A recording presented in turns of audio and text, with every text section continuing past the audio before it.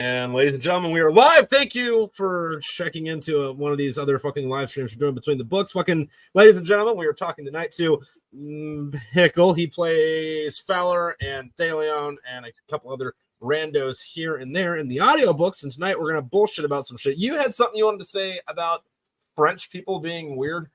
Okay.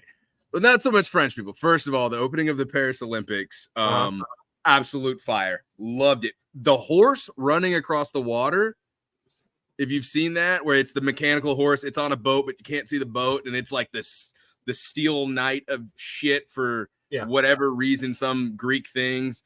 That was sick as hell. And the opening with Marie Antoinette, like it was a 4-hour opening, by the way, 4 or 6 hours. Oh, yeah. See, I didn't watch it, and I wasn't going to. So I'm going to pull all this conversation out of my ass, except for like Gojira. It's like, oh, okay. All right. Yeah, Gojira. That was sick. I loved that.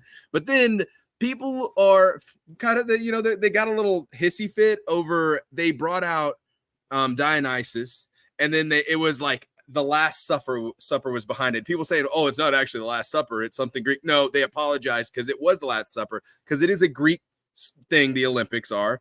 But in a modern world, I think Christianity is the national religion of most of the countries that participated. Yeah, so France is still pretty Catholic, but they're like that old school Catholic where it's okay to get drunk at church and bang your sister. But they turn around, and because the inclusivity of the games, because there's a lot of out and open homosexual and drag and stuff like that within the Olympics itself, and it's also pretty normal in France. They were like, hey, we thought it would be okay, and we didn't know that a bunch of redneck Americans are going to get real pissy about it. Well, there's two things with that. The first one is, I don't know if it's only Americans, but if it is, cool. Secondly, oh my God, the French are doing artsy-fartsy crap. Oh no. I actually have a thing about this. So France used to be the fucking cultural center of the art world, and it wasn't necessarily because French people are, say, so much better or artistically inclined, as much as it is France is in the middle of fucking Western Europe, and historically speaking, in our Eurocentric fucking view on history, they're the center of the fucking planet. Because if you get an idea in England and you want to go give it to the Italians, you got to go through France. And if you're in Spain and you want to take something to Germany, you got to go through France. So no matter who's moving anything anywhere, France gets a part of it, right? Now, that led to them being the cultural center of, Western civilization after Rome fell, based solely off fucking geography. And for the longest time, that also bred like people who ended up being would-be artists until World War II, at which point America became it. Like New York became like the art center. Yeah. Half because this is like where the new promised land is, half because the Nazis were killing everybody. So the artists that did stay behind, most of them were either disappeared, died, or 10 years later, it turns out they were fucking Nazi collaborators, like Picasso. And there's this fucking thing that it makes me laugh every time I heard it, because I heard it first in a book, and then I heard it, and then I kind of forgot about it because it's like, all right, whatever.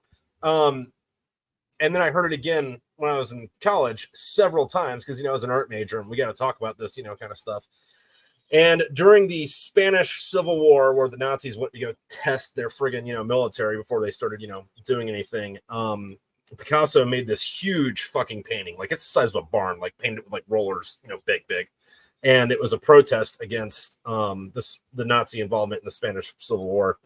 And then, years later, during the occupation of Paris, where Picasso stayed behind, he's hanging out in his apartment, and this German officer, comes in, and, the German officer's looking around. He knows who Picasso is, and he points at the painting, a print of the painting that's above his piano.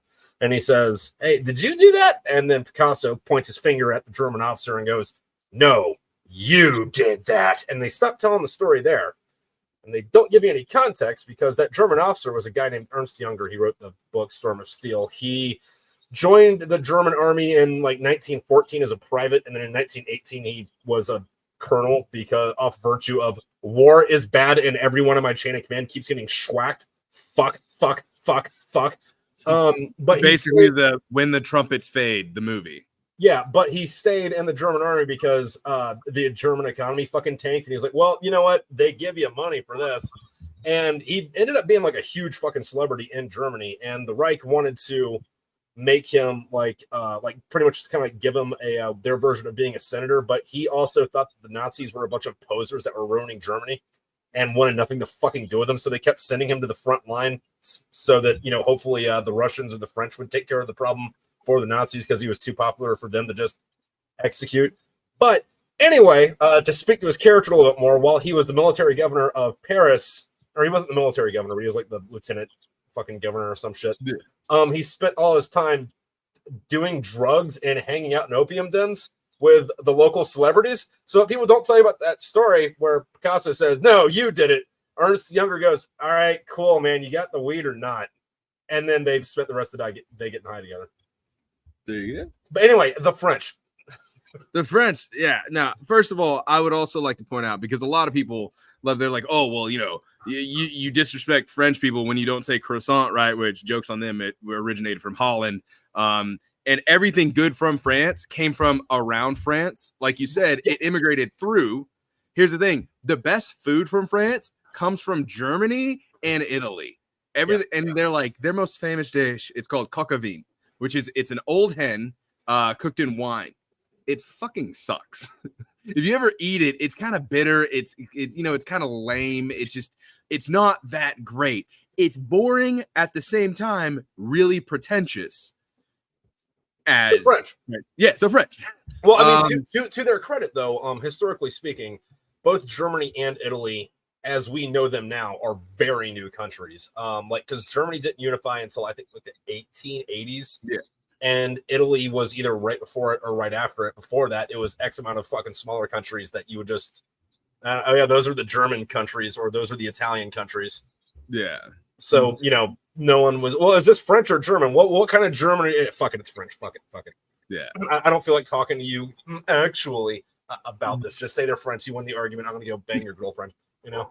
But no, I mean, if the opening to the Paris Olympics, everyone's like focusing on how like it depicted the Last Supper, which is fucking Michelangelo. Technically, it's a painting of Michelangelo's gay boyfriend at dinner, which that's not even a joke. Michelangelo had a little fuckboy, little fucking chai boy. Oh no, some like weird Italian artist had a chai boy. Oh no, next you're gonna tell me all the Greeks were gay. So he goes and was like, all right, yeah, no, we're gonna paint this painting of the Last Supper, and he modeled Jesus after his boyfriend. And so it's like that's what it was about. So like, okay, a bunch of drag queens show up, like, hey, you know, potato. Like, I don't see the problem here. And I gotta say this, out of all, if that's what you're focusing on, everything else they did. Also, I was raised around horses. I helped break horses. I rode horses. I worked at rescue horse ranches for a while there. And you know what? On the weekends? Yeah. And they fucking they went and they were like riding horses and stuff, and then they had the mechanical horse. First of all, whoever was riding those horses not only has one of the best saddle I've ever seen, and like they could ride like just smooth. Like then they dismounted like perfect. Like me, I always stumble. I rode horses for years and I still stumbled out of my saddle. They just got up and walked. I'm like, dude, I got to stretch, pull the groin or something. They just kept on going. I was like, that's sick as fuck. And they're like, it could be. The only thing I do really have to say about it is, again, I didn't watch it. I've only seen like, 10-second clips. I thought the makeup was a little weak, especially for what I imagine their budget should have been. But you know what? You're right. Maybe they got given $20 to make it work. First of all, the dude painted in blue. I don't know if you've seen it. In 2009, they did another blue dude Dionysus thing. Mm-hmm. It's sick as fuck if you see it, because they basically levitate him and then they run a parade under him, and there's like a hydra. People are like using a thing to control, and he's just kind of like floating above it as it goes under him. Yeah. And I was like, that's sick as I was like, dude, y'all, like, first of all, the Last Supper scene with Dionysus was a bit weak. I was expecting RuPaul, like, I saw drag queens. I was like, dude, no, that's the thing. Like, I'm watching a show right now called Face Off. It's an older show, but it was like one of those, hey, we're going to give you 24 hours to make like a film quality level fucking monster fucking makeup thing. And there's these people that are like 20 years old, have like worked on one B movie in college, and they're making shit that looks like it should be in a fucking movie. Yeah, on a 24-hour turnaround. And like, it might be that I'm also watching that right now. So it's like, well, why are these fucking idiots in a game show better than y'all, but again, Yeah. that's makeup, that's art criticism. Yeah, and maybe they should have hired someone better. Maybe Christians are just upset that it didn't blend well enough. Maybe it's just a critique of makeup, and they can't express that because they know their pastor is gonna try to sleep with their wife about it. Or if you want to take it a little bit deeper, most of the people that are upset about it, like that demographic, I don't want to say are Southern Baptists, but the Southern Baptist type, and French are Catholics, and you got that fucking schism. Like we're just waiting for the Orthodox. Oh wait, no, the Orthodoxes are all in Ukraine right now, doing things. Which remember, Christian holy wars are fun. Yeah, remember when they're the Anabaptists, the Lutherans, and the Catholics came together to try to make an agreement. The Anabaptists and the Lutherans chucked the Catholics out the window of the third story. If you ever learn about Christianity and the birth of Anabaptists, so like the Protestant religion and Lutherans and shit like that, they chucked them out the window because they couldn't agree. Yeah, my only problem with that though, or the way what your argument is that there is a word for that. It's called defenestration, and it's an English word, but like no one knows it, and I wish more people knew it so that we. I graduated high school from Oklahoma. That's not a fucking excuse.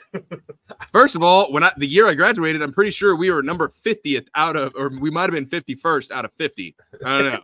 Oklahoma's not that bright. Wait, who was number 50? Puerto Rico? Really? No, it was Mississippi, but I mean Puerto Rico was like 14 or some shit. No. I brought a refill down here since I'm in the basement. Yeah, I found out Sheet sells beat boxes by the fucking box. So I don't know if you've had these yet, but no. It's like a fruit juice, but it's 11.1% alcohol. So and it's straight malt liquor, dude. Ooh. Oh man, that makes this my refill was a little bit stronger. It's Southern Comfort and A&W Root Beer Zero sugar, which I don't know if are you a soda drinker? That I've never really seen you drink a soda. Yeah. Okay. Yeah. Do you ever? I don't spry out too much. Like I either like my Coca-Cola or I get frisky and get like an IBC root beer. Fair enough. Like if I go grocery shopping or shit, but I don't want or at least once a month. If I'm gonna be kind to myself, in reality, once a week, it's like I want a Baja Blast, and I should probably get Taco Bell that goes with it. Okay, so for me, it goes. I really like. So I've been big on these zero sugars one, mainly because trying to cut some weight. I'm down to 235. Yeah. A big thing that I absolutely love though is Diet Dr. Pepper is phenomenal. Zero sugar ginger ale. Also really good and works as one of the best mixers and makes me feel, not as bad about my calorie intake. Jamie just brought home A&W Root Beer Zero Sugar, and I took a drink and I said, "If this is it," and I was like, "I'm gonna put some Southern Comfort in it and make a little mixed drink right there." It tastes like a root beer float. Oh, nice! It is absolutely amazing. The Southern Comfort's already kind of Swedish. And mixed with this, I mean, it is right on there. Mixed a little bit too heavy, you start tasting a lot of Southern Comfort, but you can add a bunch of Southern Comfort to it before you actually really start tasting. Like it's kind of one of those. It gets a little dangerous because you can actually drink 2 or 3 of these with quite a bit of SoCo in there and still be like, "Oh, it's fine," and then all of a sudden you're like, "It's not fun anymore." Yeah, no, fucking. When we were in Tornado Palms, I would drink a lot of. Oh my god, not necessarily just in Tornado Palms, but like that was like the middle of it. Drink called it Corman, where it's Dr. Pepper and fucking Sailor Jerry, and then like sometimes put a little grenadine in it, and yeah, it's good. But going back to the French, they don't have the monopoly on fucking good art right now, but they have a big fucking chunk of it, especially towards comic books. So you know how like a lot of people nowadays like, oh yeah, fucking comic books are all like worn out. Like, yeah, we've heard this Batman or Superman story 15 times. Oh my god, you're killing Uncle Ben again. How fucking original. This time what? Is Spider-Man gonna have brown hair? Oh, actually, I like Miles Morales. Okay, we're not gonna talk about that one. Okay, so is Spider-Man gonna be, just like some generic fucking bullshit, right? In France, though, they are going through a fucking comic book renaissance, but it's not like superhero comic booky. It's all like, one-off graphic novels where it's like, all right, this comic is going to be 200 pages long, and this is all the story you're ever going to fucking get about it, but here's the fucking art, and here's the fucking shit. And it's funny because it's all either spooky supernatural shit or Westerns. Spaghetti Westerns, but not in Italy. But in France. So baguette Westerns, I don't fucking know. But there's Dude, one. I'm a big Clint Eastwood fan, so. Yeah, but there's one right now. It's not right now. It's older. Like it finished running like 10 years ago. But it was called Requiem. I can't pronounce this name. Requiem Cavalier Vampire, right? And it's by a French author, but it's about it's a German soldier in World War II, and he's fighting the Russians, and he gets killed, and he goes to hell. And then him and his like French collaborator and Nazi friends have to kill Dracula and use his body to defeat Satan and become the new kings of hell. And there's like demon pirates and like a lot of like demon sex, and the art is fucking phenomenal. The story's all over the place. I believe that the main character was also banging like a female KGB turncoat on Earth, and that's what got her killed. Like there's all this like fucking like early James Bond level fucking Game of Thrones conspiracy what the fuckery going on, and they're all paying for their sins on Earth and hell, but also like space pirates in the lake of fire, and we gotta kill the devil. I get behind it. Yeah, I'd give it a shot. I've read Weirder. Speaking of reading Weirder, did you ever read that graphic novel I sent you home with? Whis. Yes. Whis. It is fun. It is fun. And it's quick too. Like you can read it in an hour. Yeah. I think he's already got his next one out. I got to place an order for it. Yeah, I just saw him on TikTok the other day. He came up with my recommended videos. I was like, hey. Yeah. Like, it was quick. It's a very interesting thing to, I guess, prayer and deities and shit like that. Was it 1 million or whatever, or 1,000 or whatever its name was, the deity that he serves under is basically if you make the prayer 1,000 times, that's you giving a consent to basically that deity eating you or your soul. I'm not sure on that, the legality or the I don't know exactly. Yeah, no, because I read it like right after we got back from fucking wherever the fuck you live. But that Tennessee. Yeah, but no, it was like, I think it takes I can already see where it's gonna go, but yeah, no, I'd be interested to see what happens in fucking. Yeah. Also, Fight Me Bro. Sailor Jerry was your go-to at Fort Lewis. Well, it's a good drink. I haven't had it in a minute. Where the fuck is Fort Lewis? Fort Lewis is some army thing. Hence it being Fort. Fair enough. Actually, I don't know where the fuck Fort Lewis is. I want to say it's somewhere in the southeast, but I can be wrong. I mean, I could be blue. I could be green. I could be violet skies. I don't know, man. Fucking this blue razzleberry is fucking tits, man. It tastes like a Washington. Okay, yeah, way the fuck off. Washington. Stay up tonight. What state is Washington in? It's by Mexico. Fair enough. Actually, I think part of Washington used to be part of Mexico, because Mexico used to be fucking huge. I don't know if it went all the way up to Canada, but I think it did. So one of my favorite jokes that I used to try to do, but all it did was ever make me look really stupid, was my dad used to like, he told me about the joke, and I started doing it to people in the Marine Corps. I'd be like, oh, where are you from? They're like, oh, I'm from Cincinnati. Or they were like, I don't know, I'm from fucking bumfuck Ohio. To go, Ohio? What state's that in? As if to say their state was so insignificant, I didn't know where it was at. All it made it sound like is the dude from Arkansas didn't know what Ohio was. And I was like, fuck. Yeah. And it's funny the one that works, though, right? So, like, if you're like, hey, so somebody brings up, I don't know. Man, I had this whole worked out in my head. It was like, okay, so, like, somebody brings up, Texas or Mexico, and you pretend like you don't know where that's at. So you, like, egg them on a little bit. And like, oh, yeah, so that sounds like it's Spanish. Yeah. Yeah. So is Mexico by Portugal then? Or, yeah. No. No, but fucking Cincinnati, that came up. I don't know if I told you this story or not, but I don't think I've told it on here. But there was this book I was reading. I think that it is called An American Odyssey, but I am not 100% sure.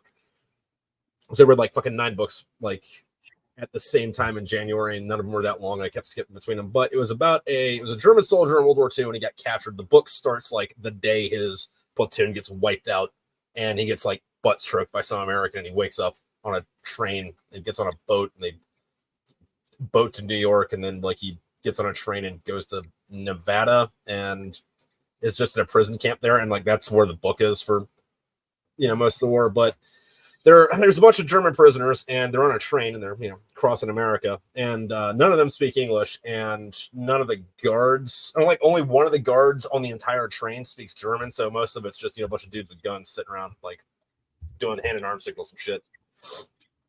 And they're coming across the states, and the dude like raises his hand. He's like, "Hey, where are we?" And American guard's like, "I don't know what the fuck you're saying, dude." So he's like pointing out the window, and dude says Cincinnati, and fucking like that whole row of German dudes just get pissed the fuck off and like defensive because well, you're a Nazi, and German is Cincinnati, so Cincinnati, right? So he's like, dude, I'm a farmer. I got drafted. I don't give a shit about Hitler, man. I don't even know what the fuck I'm doing here. Like, just take me wherever. Don't call me a fucking Nazi. And he's like, you're a Nazi. I'm not a Nazi. He's like, well, you were in the uniform. It was a funny exchange. I don't know if it was supposed to be hilarious, but like when I was reading it, I was laughing my ass off. Like, fuck you.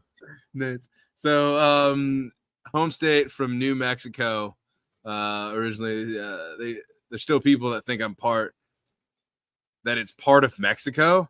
I've been to New Mexico. I've seen the intelligence level of New Mexico. Yeah, fair enough.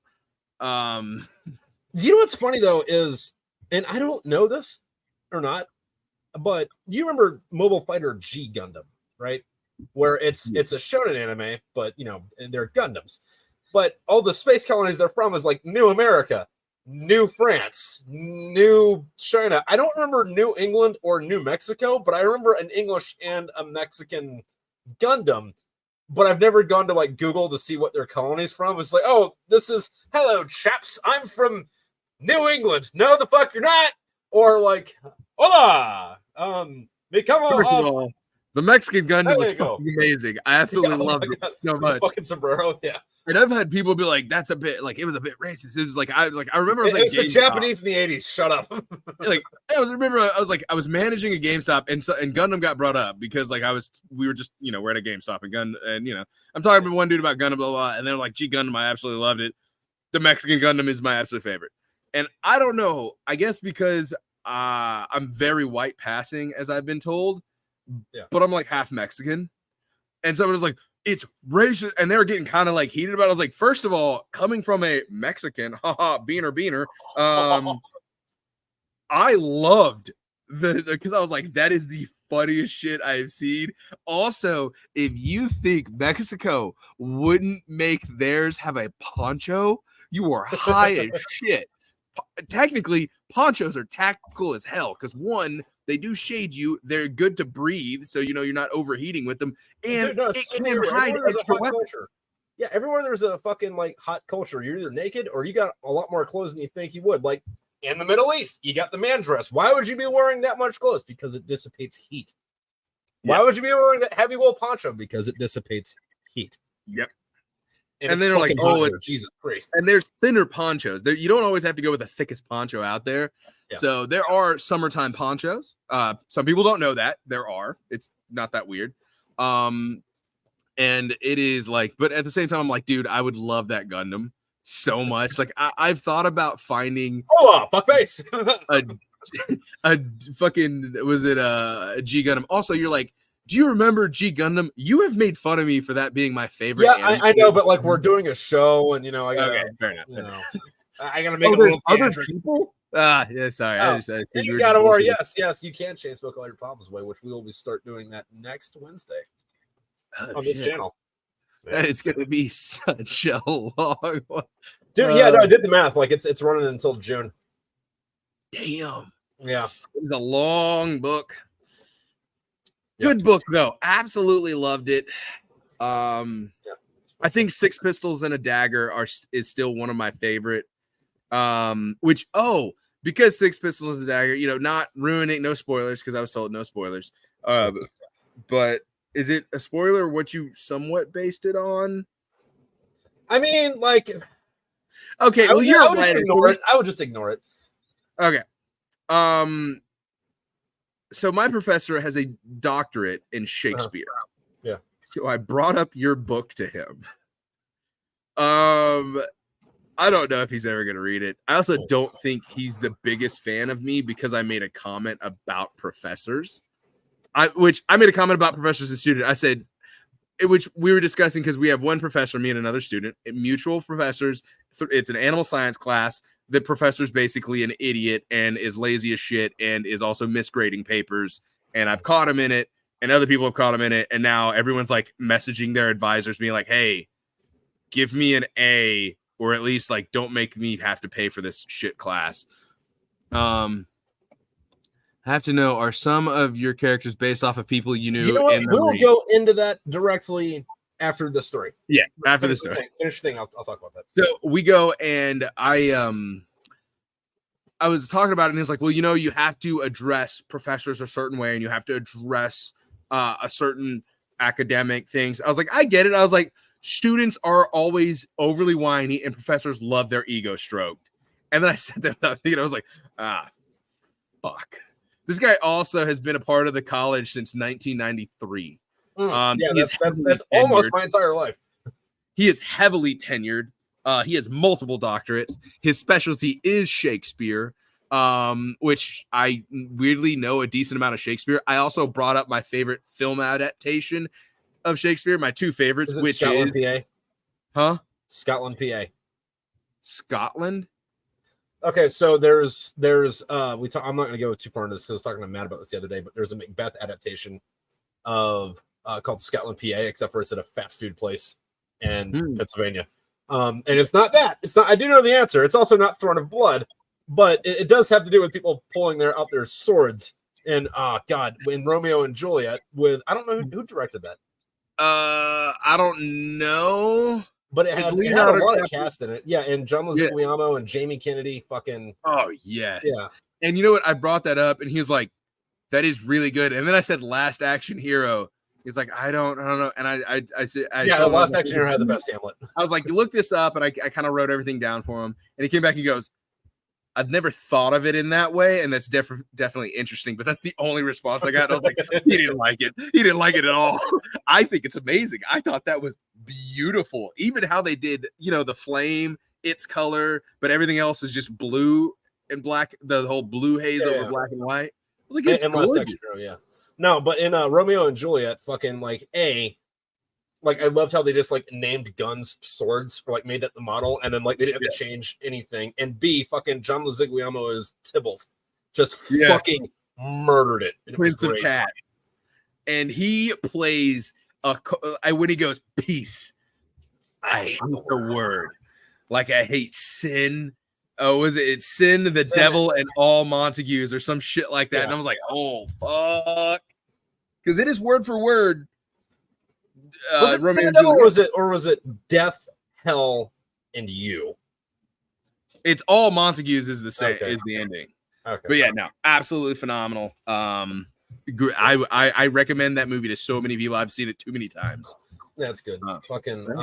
Again, I'm not going to go into this too far either because I was talking to fucking Matt about it the other night. So listeners at home, if y'all want to listen, that's what that conversation was. But we were talking about there was an adaptation of Hamlet with Mel Gibson that was also really fucking good. Like Mel Gibson. Yeah. And they did it word for word, in the era. So it was on it. And then Glenn Close played Gertrude. Helena Bonham Carter was 12 years fucking old in it. Played Ophelia. Good. Good movie. But what were we talking about over on this? Yes, Trip. Is anybody in your books based off of real Marines in real life? Also, real quick, you guys that are listening to the fucking audiobooks, thanks. It means a lot. I'm glad you're liking them. Makes my heart warm. But yeah, no. I am kind of dog shit with making up characters. So almost everyone is based off of someone I know in real life. Like some people's names I didn't even bother to change. Like there's like I'm not doxing anyone because they comment a lot on my videos and Instagram posts and shit. But there's a guy named Evan Wilson who Wilson Evans is based off of. They're both corpsmen in the Navy. They both got several Purple Hearts and awards for valor and shit. Oh, that's funny. The Fonz was a machine gunner on my first deployment.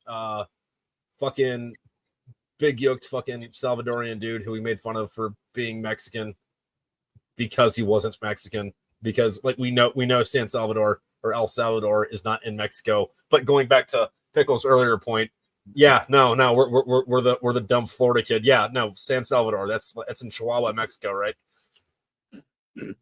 So it's funny. I love the whole. He says I love the Fonz. So I know for a fact when you mentioned the Dick war trophies in our D&D campaign, I knew exactly what you were referencing. Also, if y'all don't know this, Trip is a fucking nerd and plays D&D. I could you guys not tell from the books. Yeah, no, the bag of dicks thing was like a joke. And I'm pretty sure like we had that joke when I was in Afghanistan, but I'm pretty sure everyone that's gone to Afghanistan or Iraq or anywhere since Vietnam has organically come up with that joke themselves. Like, I want a bag of ears like we did in Vietnam, but with dicks. So instead of having my guys yap about it, I just let the Fonz do it. Yeah, like someone's got like it's been said so many times, someone had to have done it. Yeah, in real life, at least. Yeah, I mean, but no, the fucking that scene with the bags of dicks and then the whole throwing one around kind of a thing. Yeah. Like using it like a fucking like you're using a lightsaber at Walmart to like hit your buddy in the head when you're drunken at Walmart at 3 o'clock in the morning. Although I don't know any Walmarts that are 24 hours anymore. Not anymore. That used to be the thing when I was younger back in the day in high school, working one of my jobs. I'd get off work at about 1 a.m. And then if my buddies were out and about, we'd go to Walmart, drink a couple beers in the parking lot, go inside, ride the bikes, play tag like idiots, or we just bullshit outside, smoke cigarettes, do whatever we're doing.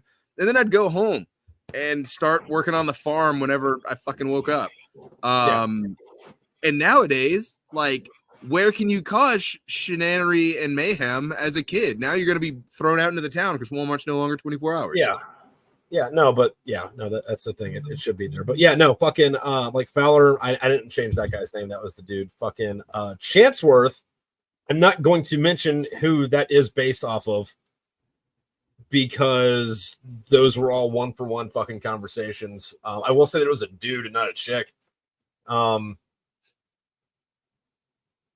Minus like one, and then there was like one other thing. I was like, I don't like that person or that person, but that person's got I hate your face more. So I made it look like the chick and be a chick instead of say the dude. I will say your main character's last name is Ainsworth. It's Allensworth. It's not Ainsworth. Allensworth, my bad. Yours is Ainsworth. Allensworth. Here's the thing is I knew an Allensworth in the Marine Corps. It's a real name.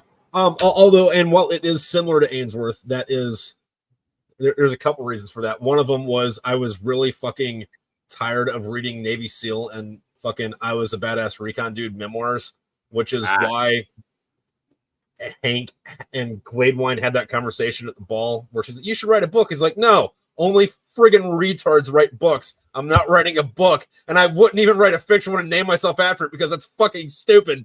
So that's a meta joke, and every time you see the word Allensworth in those books, you can translate that to Navy SEALs shouldn't get book deals. I mean, yeah, but I knew an Allensworth. It was in Iraq. He was the type. You anybody that's been in the infantry knows the type. If you go on a deployment, you get a guy, especially because we were. I was a part of mortars because I was a mortarman originally. I've held multiple MOSs now, but anyway, he goes. And the guy was fast company. And if you're in the infantry, fast company, when they get to line platoons, They fucking suck. Yeah, that's why I said ew. Because also, for those at home, a fast and people who aren't Marines, fast is like man, like I want to say embassy guard, but cooler because they're not cooler than embassy, but they get a big inflated ego because they think they're very well trained. They're supposed to be like the anti-counter-terrorist dudes for embassy guards. Yeah, but I've never even heard of anyone actually like doing it instead of just like, we're gonna go to Qatar and wait for something to happen. Cool, how'd that go? Well, I spent 2 years in Qatar and then I went to 4th Battalion, 77th Marines. That's not a real unit. Shut up. Okay. So what happens is they fucking go to like 7th Marines, and then they're like, they're already a corporal because they were in fast company, because they rank up quite quickly out there without any actual knowledge or being able to do their job. Meanwhile, like regular fucking infantry, like you can be a fucking E3 on your 4th deployment if you don't play your cards right. Yeah. So, a couple of assault charges and all of a sudden you stay at E3. And I know someone that was in one of the Fallujahs and had more decorations than anybody else in 2-7, but had 4 assault charges and was a corporal. I think he was in for like 15 years. That checks out. He was also meaner than shit, but also one of the best guys you'd ever know. He lost his eye in Ukraine recently. But cool dude. I don't know if I was talking about it on this or not, like on the live streams or not, but the guy that Toshi is based off of was a lieutenant in 2-4 while I was over there, and he'd been missing in action in Ukraine for about a year, and they just took his body home. So yeah. Also, like when you hear like people talking about all cryptic shit, or like sometimes you hear a thing in the Bible or like an old fucking saying, it's like, oh yes, and then we had our libations for XYZ, whoever. Libations is when you make an offering to the dead by pouring out alcohol. So every time you hear fucking you're reading a Bible verse and they say we gave our libations to whoever, that's them pouring one out for the homies. Yep. However, I'm inside, so I'm going to drink Kirpashi. So yes, Air Force Base security force, basically, but like it would be the guys that protect the flight lines. They are better than your normal MPs, but honestly, are they really? And then they go into where the regular guys are at, the guys that have been on deployment. Some of them, they are E4s, E5s, and they're in charge of E3s and E4s that have already done their deployment. They've been, there and back again, a fucking hobbit's tale. And they have this sense of inflated ego. They're basically glorified mall cops. So I'll shorten it all. He sends guys into a bunker while running in first and not actually like doing proper clearing. I'm a guy that went through some advanced urban shit. Anyway, I had a big fucking stick up my ass about room clearing, which it saves lives. You should have a stick up your ass against room clearing, because people who don't have a stick up their ass about room clearing are people who get killed doing that. Also, fucking advanced fucking urban machine gunners course is not a fucking joke of a fucking class. That's not buds, but that's almost buds. Advanced machine gunner, yes. Advanced urban leaders course is also that. It has a higher attrition rate than snipers, apparently. I learned I can run, puke, and black out for about a mile at the end of like a 5-mile log run, and just keep going with my day and just be a little woozy. So it's fun. I learned a lot. It was great. We had some really cool people there that was a lot more high speed than me. I didn't deserve to be there. I'm a dumbass and I'm also lazy. So I don't know why I was there. I don't know how I graduated. It just kind of, I slipped through the cracks, guys, and I retained a little bit of knowledge, but he's having. All I'm saying is Camp Margarita is not a good time. Yeah, Margarita could fucking that place. I mean, honestly, not a terrible place, but it could be a hellhole if you're in the wrong school. Oh, dude, no, fucking Camp Margarita is great. And for those of you who haven't been to the Marine Corps on the West Coast, Camp Margarita is one of the smaller camps on Camp Pendleton, and on it you have. They've changed things. I know that not all these people are there anymore, but like what we're going to call the classic era when we were there. You had all the division schools, which are, the courses you'd go to, like the actual schoolhouses for that. You had fucking 1st Recon Battalion, 1st fucking truck motor T fucking battalion in combat camera, and then like a chow hall. Yeah. And there was nothing for fucking miles around it. Like you'd be on base, and if you haven't been on base, because I'm not assuming everyone who watched this was ever military, but like it's not all like just like a little town. It's like a whole fucking state, but small down. Where instead of like city here and city here, you got like little base, and then the fucking wilderness between them, so you get an area to fucking train in. But no, so I go through, like, I'm going, and he's telling junior Marines to poke their heads in to clear buildings, just like, hey, look in, make sure it's good. What? No. We're making sure that ISIS or the fucking militia that we have a agreement with aren't setting up on us. That's why we're doing this. So I'm taking it serious, because it is serious, because quite recently, before that, we took indirect fire and we're getting shot at from what we assumed were ghosts, because they disappear as fast as they fucking appeared. Yeah. You know how that goes. And so I'm like, this is serious, like, first of all, and I'm yelling at them, and I'm like, what the fuck? And I get told, like, hey, this isn't my squad, because, you know, I got moved to there because I was done being a COG, because they're like, you need to do it for 2 months, and then we're gonna switch someone else out. 6 months later, they're like, oh shit, we need to switch you out, don't we? I was like, I don't give a shit. Like, I'm doing my job and make sure everyone's cool. So, you know, I'm over here with these guys, and I'm like, oh, I don't like how this is going. And this guy, we get up to the bunker. He's just like, hey, Hampton, come with me, and just goes into the bunker. And I scream at Thomas, grab his ass, because bunkers are huge.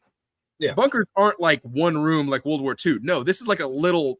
Well, dude, even in World War II, they weren't just like one room. It's just in World War II movies and video games. Yeah. So I'm like, Thomas, get him. And I was like, everyone get the fuck back. And I'm yelling and screaming at people. And I'm like, okay, nope, I'm not doing this. And he comes out yelling because I told Thomas, who is another corporal, I'm a corporal. Thomas is a corporal. He's a corporal, but he's the squad leader, named Allensworth. Oh yeah, that is what this story is about. Okay, all right. Yeah, he comes back, and I fucking unload. I was like, get that fuck out! And he comes up in my. You gotta work. I'm on the, I'm in the turret, like I'm on my 50, and I'm yelling. And I was like, get the fuck everyone back in the trucks and go back to the. And I'm losing my shit because I'm. And he goes and climbs up next to me and goes to yell at me. And I just start grabbing. And he jumps and runs away because I think he thought he would just yell at me. And I was like, nah, dude, we're different people. Get back. And he's like, Pickle, come over here. I was like, no, you can talk to me right fucking here with everyone else. And he's like, Pickle, you're disrespectful. You don't command my squad. I was like, first motherfucker, we're in the field. Shut the fuck up. We're in Iraq, and you can. I told him, I was like, "You're a fucking rent-a-cop. At best, someone might like your personality, but because he would scream at his 17-year-old pregnant wife or fiance over the phone at night, and people would hear him, and basically he would just tell her how it was like, you're fucking stupid, you're a bitch, blah blah blah, and just screaming and yelling. I'm like everyone knows you're a fucking pedophile piece of shit, but because it was you knew her before a certain time and you're a certain age, you think it's okay, and like. People gave him shit for that after a while. I think I might have been the first one to actually openly start saying it. But I know people definitely brought it up, and he got real pissy about that one. But I told him, I was like, well, I'll fucking beat your ass right here. He wouldn't. I'm not a very mean or really intimidating person. Most people that know me know that I am mostly stupid and goofy. But yes, welcome to the Smokepit Fairytales crew. Some of us have been. We're all Muppets or cartoon characters. But no, he really. I was like, this is wow, and like he was like, it's fine. You can clear buildings like that. We know they're okay. I was like, do you think we have a camera on these buildings? I was like, you can't stay. And like, I talk to people, and they're like, dude, no, and that's the dumb fucking shit part of it. Because like the real fucking thing is like, okay, so the first rule of room clearing is don't fucking do it unless you have to. Step one, drop a fucking JDAM on that building. If you can't do that for reasons, you flood it. Yeah, which will bring me to head in there too. A fun point. They like to say every Marine a rifleman. No, the fuck they are not. Not every Marine is a rifleman. I've also been the line staff for a rifle and pistol range. I've trained shooters and shooting instructors and shit like that. And when I have to say, first of all, not all of them could shoot. second of all, dude, even if they could, like, fucking, even if you shoot high expert every time you go to the fucking range, that doesn't mean you know how to conduct that doesn't mean you're a fucking rifleman. That means you know how to shoot a gun. Those things are not synonymous. Because I knew guys that were hella good shots, and you're like you can simulate, you know, the stress, like the emotional and mental stress. You can also get them in like actual fucking let's call it wartime conditions or environment, or, you know, fucking, you can put them in the shit, and all of a sudden they can't hit the broadside of the barn. But also suppression is really weird, because what is it? Around every 5 seconds within 10 meters of someone's head will keep them, like an untrained soldier, ducking. Yeah. 5 seconds. Not as much as fucking 1,000 rounds over your head will. Like, yeah.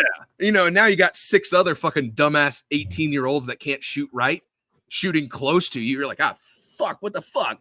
You know what? Arabic fucking suppressing fire overhead. Like, yeah. Also, fucking that's a big problem in.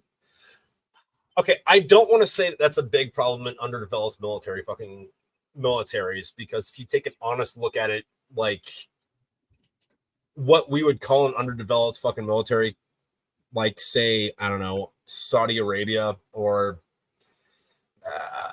Malaysia or something like that. And I'm always saying that because those are the ones I've been to, and like I'm looking at you.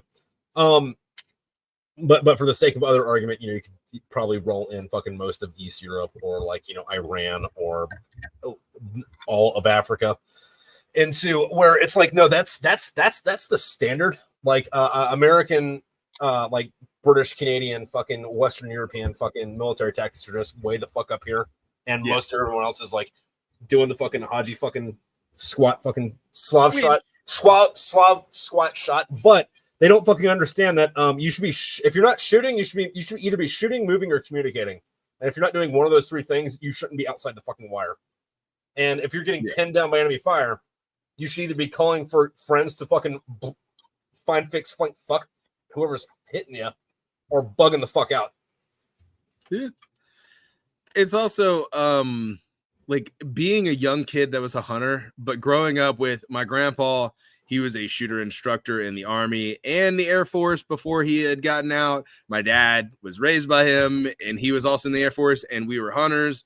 My grandpa grew up hunting like Oklahoma plains, so you might see a deer way the fuck over there, and then your iron sight fucking with a 30-30 Kentucky windage that shit. Oh, great shot. Yeah, no, and that does make you a great shot, but that doesn't make you a fucking rifleman, because being a rifleman is also being part of a cog in a bigger fucking machine that knows how to fucking operate as a unit between point A and point B, shoot, moving, and communicating. What I'm getting at is I see a lot of guys, they're like, oh, I'm a hunter. I could shoot. You know, I defend my country. I could shoot because I'm a hunter. And I'm like, cool, let's look at your Instagram. Okay, you got a 338 Lapua. Jesus Christ, why? To shoot deer and fucking also, I will say this though, just so anybody watching yards? later doesn't get this mixed up, but being a bushman and being a rifleman are not the same fucking thing either. True. And you can be a great bushman, and that's scary. No shade against bushmen. Functional under stress is it's a group, it's a thing. Yeah. But my thing is, most people think 100 yards is a real long way to shoot a football field. That ain't shit. Goddamn Charlie, Ivan, or fucking Haji will shoot at you from fucking longer than he can hit, but he'll get a lucky. Right. But to be fair about Haji, though, and, you know, I can't speak for, you know, Ivan or Jerry or Charlie, but fucking Haji will shoot at you from fucking 20 feet away most of the time, thinking that he's going to Superman it for some reason. Yeah. It depends on which one you find. I've heard people like, dude, they'd get right up on us and then start shooting. It was wild. And then I with my experience, along with a lot of other people's experiences, like they just like, I don't like, there was times where it's like crack. The fuck was that? Like you hear it, you're like, okay, that way. I know this crap. I got a buddy. He's got video of this somewhere. I got to get it from him so I can put it on my fucking Instagram for bragging rights. But we were getting hugged, as you call it, where it's like, hey, we're gonna start shooting at you too close for you to use close air support or anything. Catching a little L-shaped ambush. How do you like it, buddy? And they're shooting at us, and like we are kind of shooting back, but like we're out in the desert and they're like, right in this fucking hedgerow. So it's like, all right, we're shooting, but we can't actually fucking see anything. So just like pop up out of the dirt, bang, bang, or whatever. And we can't, call in close air support because it's going to hit us too. They're that fucking close. And my buddy pulling him, he fucking gets the fucking video camera, props it up. And we had British Air at the time, but yeah, they call it a tornado, but it's kind of like the British version of F-18. Fucking thing breaks the sound barrier 50 feet off the fucking deck, like right in front of us. And Taliban just stops shooting and goes home for some reason. It's like boom, hey, look, if you've never had anything break the sound barrier close to you, first of all, I've never had anything break at 50 feet from me. Oh, dude, it's terrifying, and I know that for 2 or 3 reasons. Pilots doing shenanigans in Afghanistan. B, pilots doing shenanigans on the Mew, and then like I guess if you go back to A or whatever the 0 is for the alphabet. Like I had an uncle that was an F-18 pilot. We did a couple what they call tiger cruises, where like the family goes out for a day, and they pull that kind of fucking bullshit on you just to be like, oh look, there's stuff over here on this side of the boat. Pay attention to this side of the boat, and then up front behind fucking something. Oh, hope you didn't have your hearing aids in, kids. But yeah, no, I'd be scared shitless too. But also fucking, I can't bomb them. I can do this. Yeah. Sorry. Like my one of the things is like I like to think about like the other side of wars. Not like sympathizing or anything like that. I sometimes you do sympathize, but you have to also understand your enemy, because if you don't, then like so like the Vietnamese had amazing battle strategy if they would have had more supplies and would have been backed better by China. And and then at the end of it, they lost. We were pulling out. Don't lose a fight and then have your buddy cold cock the guy from behind as he's walking home. You know what I mean? Well, yeah, no, I mean, because like the other thing that was like people like to say America lost Vietnam, but like I think it was 1971.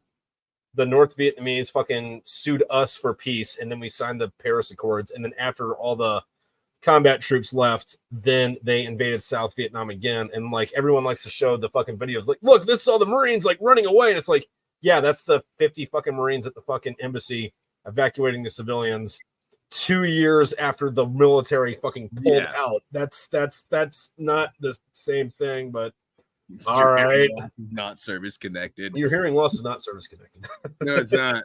And it's also because you didn't wear your correct ear pro with the double ear pro. Yeah. So dumb shit. Yeah. You fucking piece of shit. Go ahead and sue 3M and try to be one of those pieces of shit. Were you in on that? Yeah, I'm in on it. Apparently, did you get your $5? No. I'm not gonna disclose how much it is. I'll tell you when we're not on here. But no, it's a reasonable amount, and it's just taking forever for it to get paid out, because 3M also tried just not paying. The judge was like, you owe these couple of people this certain amount, because this dude his ears were blown out. Yeah. Because that was supposed to protect it, but it didn't. And then they're like, okay, and then they just didn't pay them, and their lawyers kept sending them stuff, and they're just like, no. And then apparently it got leaked that they said we're going to see if we could just not pay the equivalent of that. And then so yeah, the judge was like, go fuck yourself. They appealed it. They try to blame everyone. They literally they try to throw everyone under the bus they could, which caused a lot of other backlash. But now they're just like, okay, they're going through claimant by claimant. Yeah, until they get people paid. But it's just taking a while for it to pay out. But I know my rough amount. But it'll it's not it's more than $5, but it's not like I ain't gonna be living in some fucking mansion, and I knew that. And I was like fuck it, let's see. I was like, I remember those earplugs. Fuck it, let's type this shit in. Yeah. So I'll buy a pretty nice fishing rod or some shit. I don't know. But yeah, no, I do like looking at the other side of like the mental thing of it, and it's kind of like, oh fuck, oh god, my cat just scared me. I didn't know he was down here. I got that I was signing up because they kept telling me and my guys the payout was only going to be $5. Okay, all right, so shouldn't have backed out. Got it. Fight you. Hey, fight me, bro. We're on the same side. I thought it was gonna be $5, but not worth fucking the time it would spend to fill out the form. Yeah, because now you can't apply and get from the $6 billion settlement. It's basically like 6 billion, and then there's an extra cap on top of it if they need more to pay out people. But yeah, and I mean, and some people are only going to get a couple $100. Some people get a couple thousand. Some people get up to, I think, 200K. Yeah, it depends on the level of damage done. One of the other things, though, is like not to get too far off fucking tangent, and we will come back to the other side of the war. Yeah, I'll probably forget. But I think a lot of but I think a lot of the fucking hesitancy for that has been greatly fucking for lack of a better term, psyoped by fucking big business to make people be afraid or to ridicule what they see as frivolous lawsuits, where instead of taking something seriously, we look at a lawsuit and like, that dumb idiot, they're suing over that. Like the classic example is that McDonald's. Yeah, that is McDonald's. The McDonald's lady spilled coffee on herself and it was too hot and she's suing McDonald's. Okay, that lady was 70 or 80 years old. She's like dead now, 40 years now. 40 years. I had to write a paper on this. Yeah, that coffee was so time. hot it melted her vagina shut. Yeah. And she didn't sue them for like trillions of dollars. She sued them to pay for the fucking medical bills to let her piss again. So it's funny because I think me and you have talked about this before. Yeah. I was in business law at the time and we had to write a paper on this. Before I was an agricultural science major, I was a business major, and I realized a business degree is just really good to get someone coffee and to also learn about the coffee lawsuit. But ag science degree, I'm learning about plants, motherfucker. But we go and it's like she was, I believe, like 81 or 82, somewhere in there.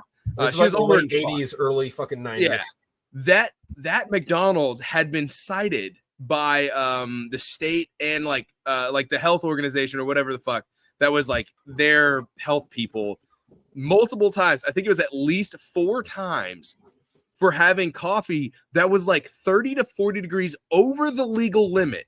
Like at the time, you could only legally have a drink so hot because it does pose a danger. You can't hand someone a cup of boil. Like if it's boiling, no. So it was like in McDonald's, there's them and big businesses campaigns against fucking, don't get a lawsuit because you're just a piece of shit looking for money.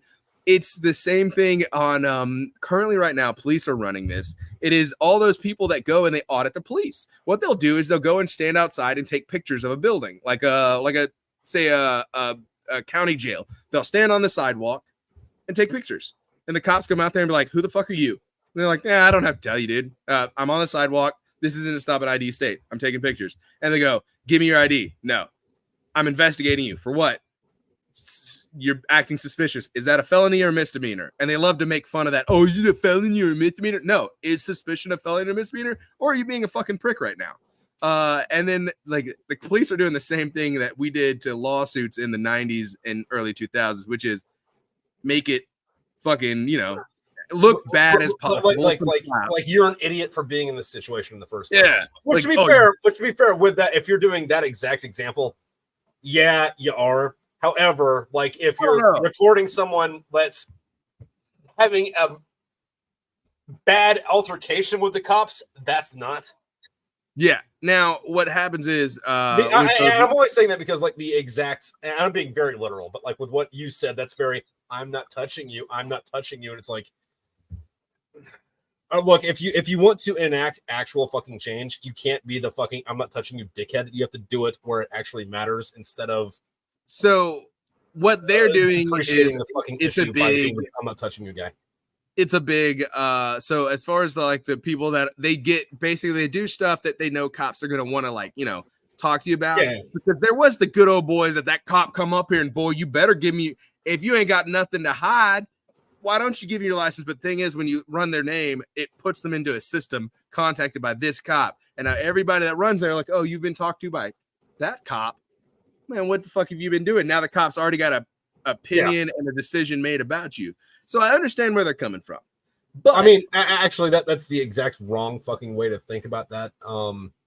Where which I understand the whole, you want to say, well, if I ain't got nothing to hide, it don't matter, except for like, that's literally the fucking point of the Fifth Amendment and the Fourth Amendment. We have 2 whole amendments about this.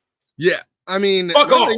No. Actually, you know what? I'm going to back that up. No, fuck off. Like, oh, if I ain't got nothing to hide, why should it?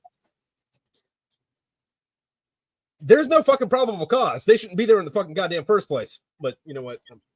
Yeah, we'll skip that one, but it's the same. I mean, that is our modern version of the 90s and the 2000s smear campaign against lawsuits where they're like, oh, these people like, was it Little Rock? No, it wasn't Little Rock. No, it was Little Rock.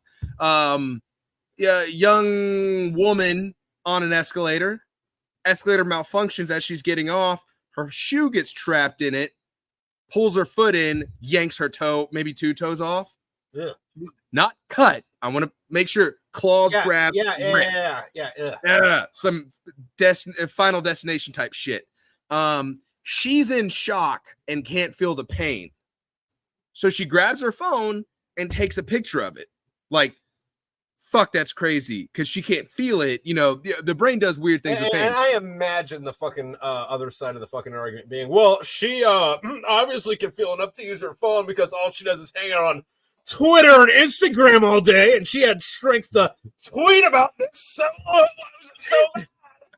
the opposition was, if she had the wherewithal, they could have saved her foot. She was doing it just to get a paycheck. That's because she was taking photos and blah, blah, blah. Yeah, that's really neat, but it should not be physically possible for the escalator to fucking eat my foot in the first place.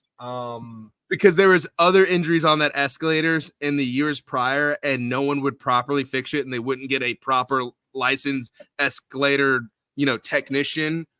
I didn't know there was escalator technicians until like my business law class, but apparently there are. It makes sense. Yeah. I mean, there's elevator technicians, and you think that's just pulleys in a horse, right? Yeah, I mean, I think it's I like, to me, I'm like, oh, it's just it's just a thing and it pulls, and then I was like, I saw a diagram of an escalator. It's somewhat complicated, and you got to make sure it runs perfectly, or it will fuck off. Well, see, on that though, and I know this is a slight veer off of this, but so you know how that, like, legally speaking, a business can be a fucking person. I think that we should be able to. Legally speaking, a business is a person. I think that we should be able to execute a fucking business. So, say in a situation, and this one's gonna be a little hyperbole, but like, say an escalator kills somebody, right? Yeah. We should treat that at the very least like negligent fucking homicide. So you can't be a business anymore. Everyone that's in the position to make executive decisions is barred from working in this industry or as an executive. And everyone else that like works down to like, say you're a clerk at the fucking like escalator parts store. You have to get a new job because this is closing. Sorry, sucks to suck. Yeah. So a good caveat, if you will. You remember that actor that was filming that Western and shot that lady that was, the camera lady? Oh, yeah, that was 100% his fault. Like, I don't care if the prop man didn't give him the right gun. No. A fucking woman. I don't give a fuck. You haven't been following the cases, have you? Oh, no. Is there something new? Oh, there is so much new. Okay. All right. If anybody hasn't been following this, spoilers for court case. What's his name? I can't think. Alec Baldwin. He was the main guy in fucking Hunt for October. So first of all, they did have the scene. By the way, great movie. It is a good movie. It is a really you could have chose a different movie for him because I don't know anything else that he's been in. That's fair. So like, I'm not going to shit talk him so much because like the only thing I've ever seen him in was like in my top 20, not my top 5, not my top 10, in my top 20 probably. Yeah, if I had to make a list. Great inspirational movie too. Just pointing that out. Some podunk kids. Anyway. So he goes. Also, fucking, you had goddamn fucking Darth Vader in that movie, just being the fucking head of the CIA. Like, how do you not like that? Also, he's not James Earl Jones. He's Darth Vader. I don't give a fuck. All right, go on. But all right, so Alec Baldwin, his scene was to do the cool guy, point at the camera and pull the trigger. So he is rehearsing his scene. Gun goes off. Oh shit, cops investigate. Cool. Here's what happens though. They tried the case backwards because the prosecutor for the case, she made that decision. So and here's I think why. Here's my opinion on why, and then I'll give you the rest of the facts. I think she wanted to build the best case against Alec Baldwin to make her career. Okay. And here's what happened. The prop, the armorer for the set gave him the ammo. And they basically made it look like she must have accidentally given him the wrong ammo. And then they were going to try him as in he inspected the ammo and, it's also his fault. I'm not going off that. I'm going off of treat every weapon as if it were loaded. Never point the weapon off anything you're not intended. That's fair, but the scene was supposed to call for him to point at the camera and pull the trigger. And what is supposed to why was he pointing it at not the camera? It shot through the camera. Oh, okay. So it was she's behind the camera. Okay, bam, cool. Let me flick this around. Let me get my cool guy. Bam! Oh fuck! And everyone's like, "What the fuck? What the fuck? What the fuck?" It went off, and it wasn't supposed to. Now. Here's what happened. That the armorer for the set gave the information for where she gets her fake ammo from. That fake ammo guy said, hey, I've got some mixed up batches of ammo and fake ammo and real ammo.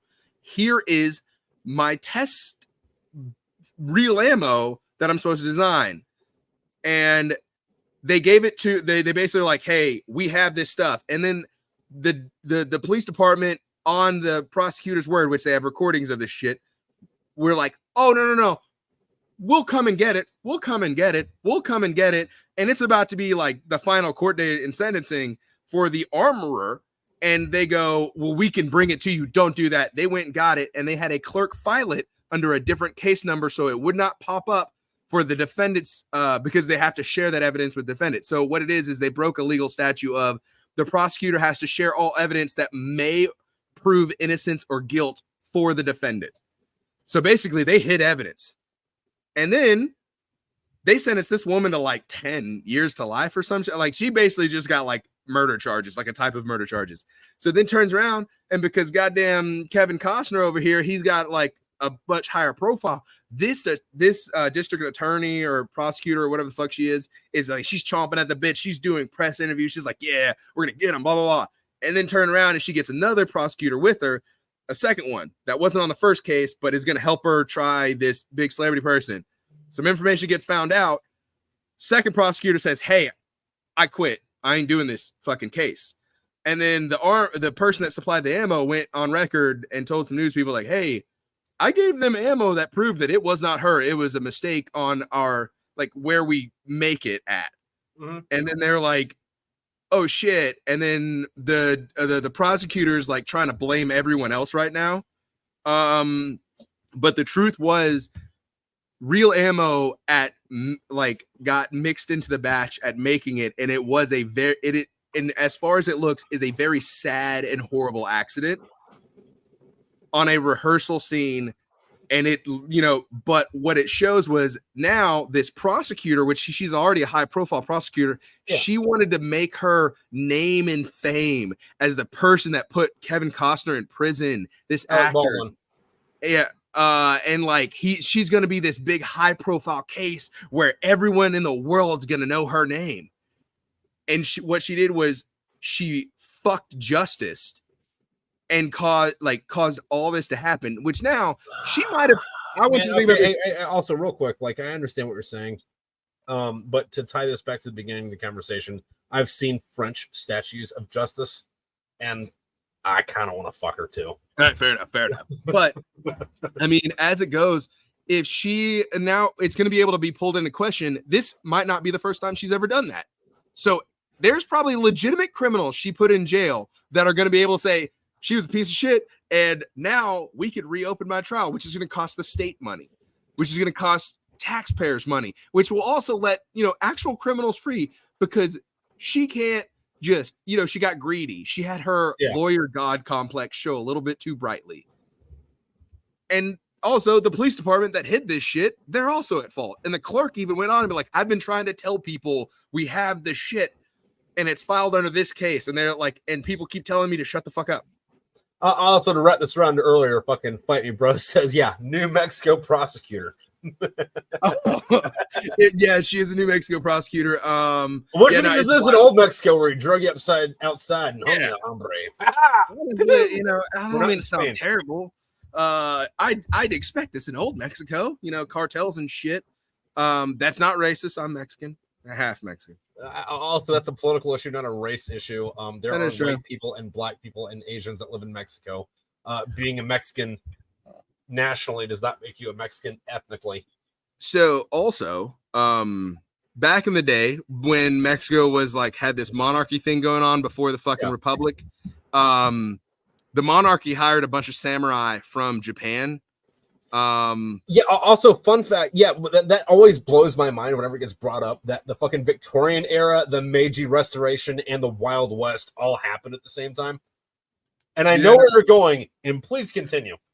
Oh yeah, first of all, D&D campaign 2.0. Absolutely fucking wild that. So I mean, technically, because a lot of the samurai did stay there and instilled a lot of the machismo values that they come from samurai and tradition. There's a lot of you'll see a bleed over. There's so much wound up in it, and I want you to go on with this because I know what you're going to say, and it's a fucking great, interesting thing. And this is a side note to keep in mind when people fucking go further into this to look into it. But the pop culture part of it also reflects because you had samurai and Western fucking shit happening, and that turned into samurai and Western, like cowboy shit fucking books that turned into cowboy and fucking samurai movies that all ripped off of each other. So you could go back to where it's like, hey, here's a fucking Western movie that's based on a samurai movie, that's based on a Western, that's based on a samurai movie, that's based on a Western.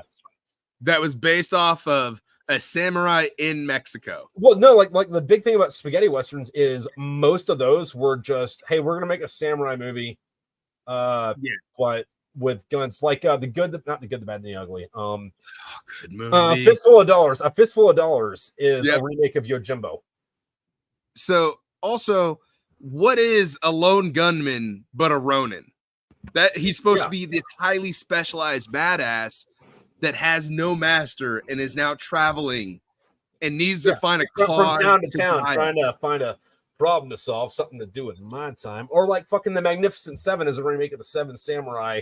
However, I think it failed horribly. Like, even if you go back and like watch the Yul Brynner one, where it's like, oh, this is the good Western movie. Yeah, but The Hateful Eight was fucking awesome. Yeah, but if you pay attention to what was going on in the fucking Seven Samurai, like, they didn't even fucking touch that shit in the Magnificent Seven. But like, I don't know, like there was shit like in the movie, like there was that one dude was like, oh yeah, men with guns, they come here and raid villages like this.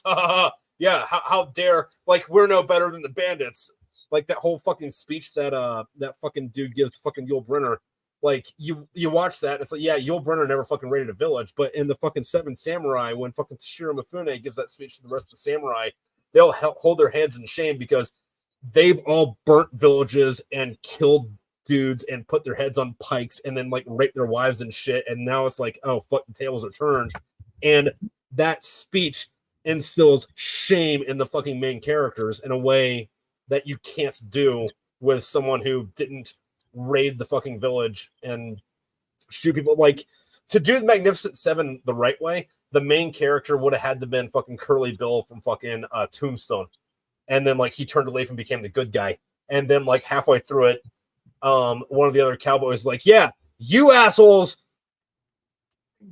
I don't know, fucking shot my dad and like raped my mom. And like, I know that you're just trying to do this, like regain your honor or whatever, but like, I know who you really are. And then he'd be like, oh yeah, well, I'm still trying to regain my honor, but yeah.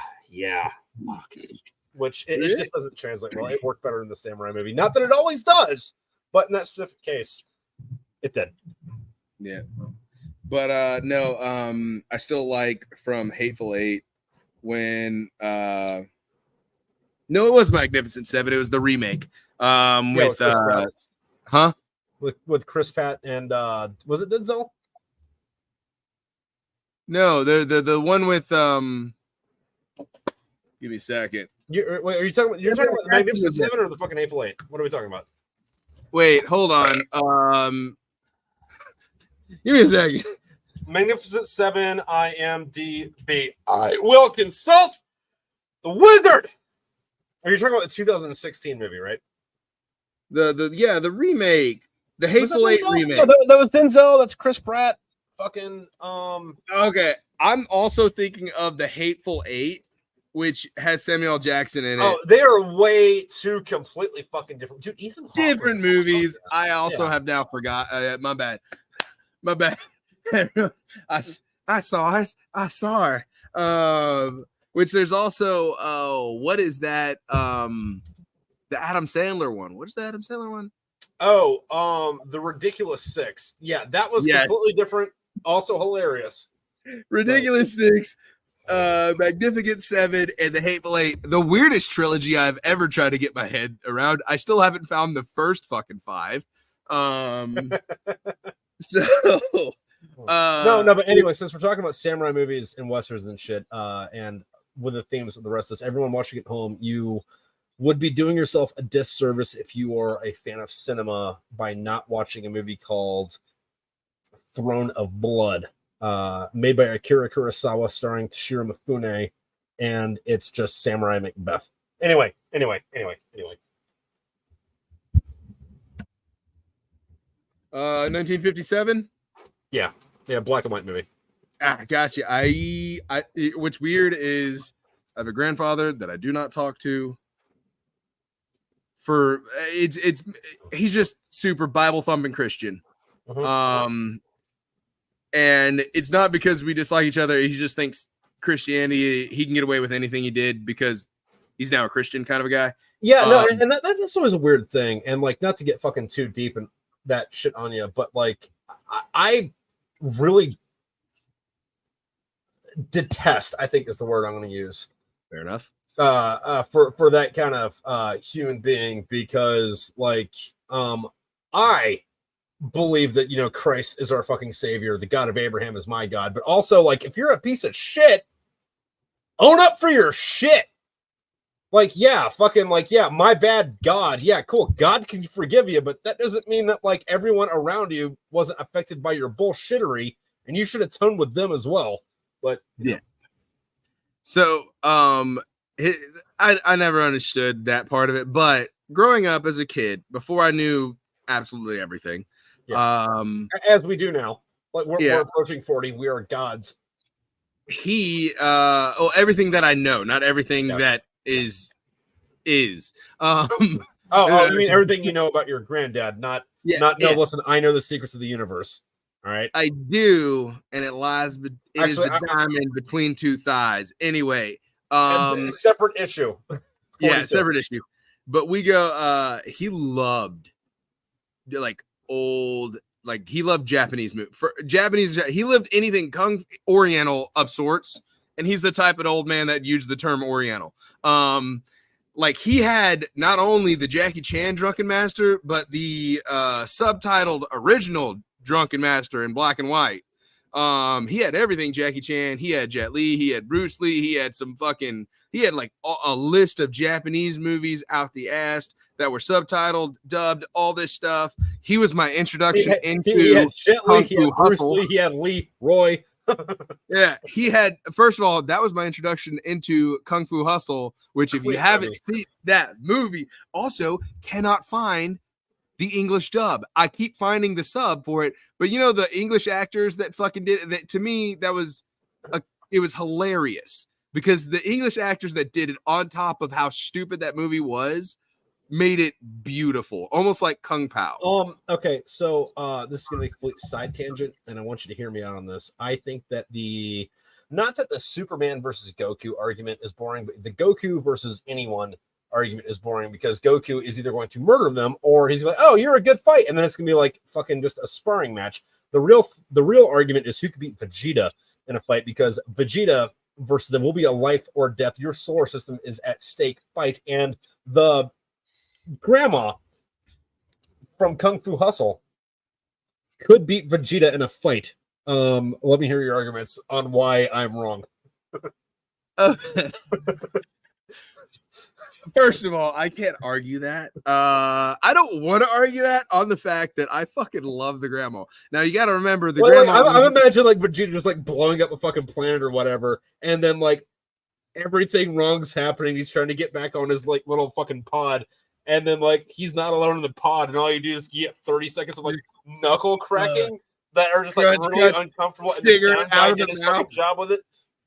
Yeah. Oh, the cigarette out of the mouth, the knuckles cracking, the what's up? It was like honestly, that is an amazing movie. And if you've seen the dub, the English dub was funny because the people they overacted in the voice acting, like they acted like they were anime characters basically, and it is hilarious.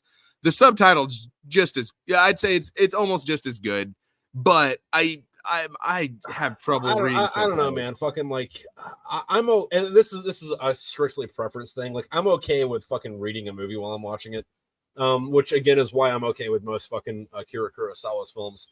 But like Kung Fu Hustle, like you could read that while you're watching it, and it's just you really could just watch it. To be quite honest, you don't need to know what's going on. Yeah. Now Kung Pao though, Kung Pao, Kung have Pao, you seen Enter that? the Fist. Yes. I need gopher chucks. Why does everyone want one big boop instead of 3 small boops that come together? The chosen one learned a lot about iron claws that day. They hurt like crap. This is Wimplo. We treat him wrong on purpose as a joke. Neo Sporin. I don't know why. Not Sporin.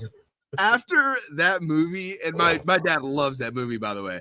And he like, if I got hurt when I was like younger or in high school, or even now, like as an adult, if I was to say like, oh fuck, I scraped my arm doing some fencing, and he would text me Neo, Sporin, and I would be like, yeah, god damn it. And let's not forget the fucking original trans icon, Betty. It's a birdie. Also, I have to point out the cow could 1v1 Vegeta. Argue me against that. The fucking cow was hilarious. Hungy, he is the chosen one. Yeah, no, fucking phenomenal movie. Also, fight me, bro. Some of the new martial arts movies coming out of Indonesia have been good. I have not given those a chance. I'm not going to say I haven't given those a chance. I haven't even heard of that. Have you heard of Tony Jaa? Yeah, I know Tony Jaa. Is that who he's talking about? I believe Thailand would be considered part of Indonesia, or I'm being culturally insensitive. Yeah, that's kind of saying like saying oh shit, I was gonna say that's like saying Belgium and fucking Germany are the same place, but Belgium's not a real country. Also, speaking of Indonesia, which would include like it's India. No, because like Ong Bak was like fucking like Thai, fucking dude. Yeah. No, Indonesia is its own fucking place, man. It's not a joke country. Like we kind of think of it as now because like look at it on the map, but like that's the biggest Muslim country on the fucking planet. It's one of the most populous countries on the planet. It's like China, India, someone else, us, and then Indonesia. Like it's a big fucking country. I'd like to point out India has been slept on. Bollywood has been bopping. Dude, Bollywood Terminator. I don't know what that movie's actually called, but the Bollywood Terminator. You've seen the memes. Oh yeah, it looks. That movie's on Netflix. That movie's on Netflix. Like it'll make you cream. I'm gonna give you like 3 solid reasons. One, the movie RRR. It's on Netflix. Sick as fuck. Just Romeo. Just RRR, just the letter RRR. Yeah. You'll find it absolutely phenomenal. It's a long ass movie. The Raid and the Redemption.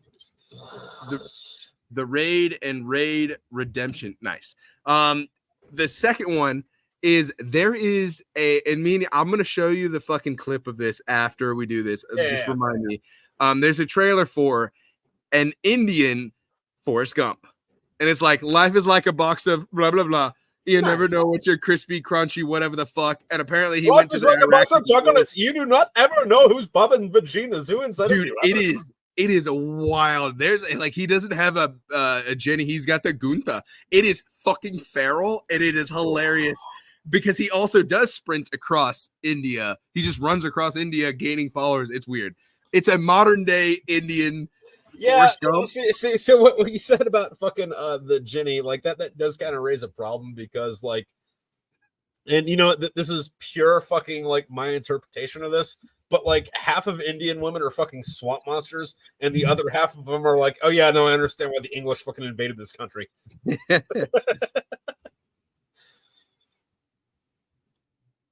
So the third and final one is something quite recent. I know you're not a big rap guy.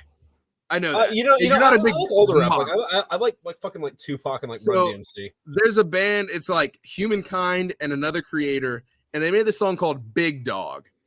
And holy shit, the music video hard as fuck. First off, the music video is centered in, you know, those spheres at the carnival that people ride motorcycles in? Yeah. It's a wooden half sphere. They have they have 2 motorcycles and a car. What? And he's just rapping in the middle of it. And also, it just kind of goes hard. It just kind of fucks. I'll show you. Like, I was like, dude, and like India's, I'm just saying, India's popping off. First of all, they've always been a very colorful and amazing people. I've enjoyed a lot of food from India. I've enjoyed friendships that are made from India. You know, I will say about Indian food is, I always thought Indian food was fucking terrible because I've only ever had it like, you know, on this side of the lake. However, when I went on my first MEW, which for those of you that aren't in it, like Marine Corps on Navy boats, fucking ship deployments. You know, we stopped a lot around in fucking Southeast Asia, and I would go to like the little fucking like India fucking places because you have like like over here you get like Little Italy or fucking like Little China or some shit. You got like Little India over there, and like Indian food in Asia is fucking great. I do not like Indian food in America. Yeah. So, if anybody's ever wondering what real Indian food is, go to like some serious mom and pop Indian foods, which is wild. Arkansas has a weirdly large Indian like culture in there. It's Indian, Laotian, and Japanese. Japanese because there's an internment camp that we'll not talk about that. But the Indian and Laotian part, absolutely fucking wild. Oklahoma also has a decent amount of it. So it was weird as a redneck that I was influenced. Also, side note, and before you go on, just like little fucking tack in the fucking thing here.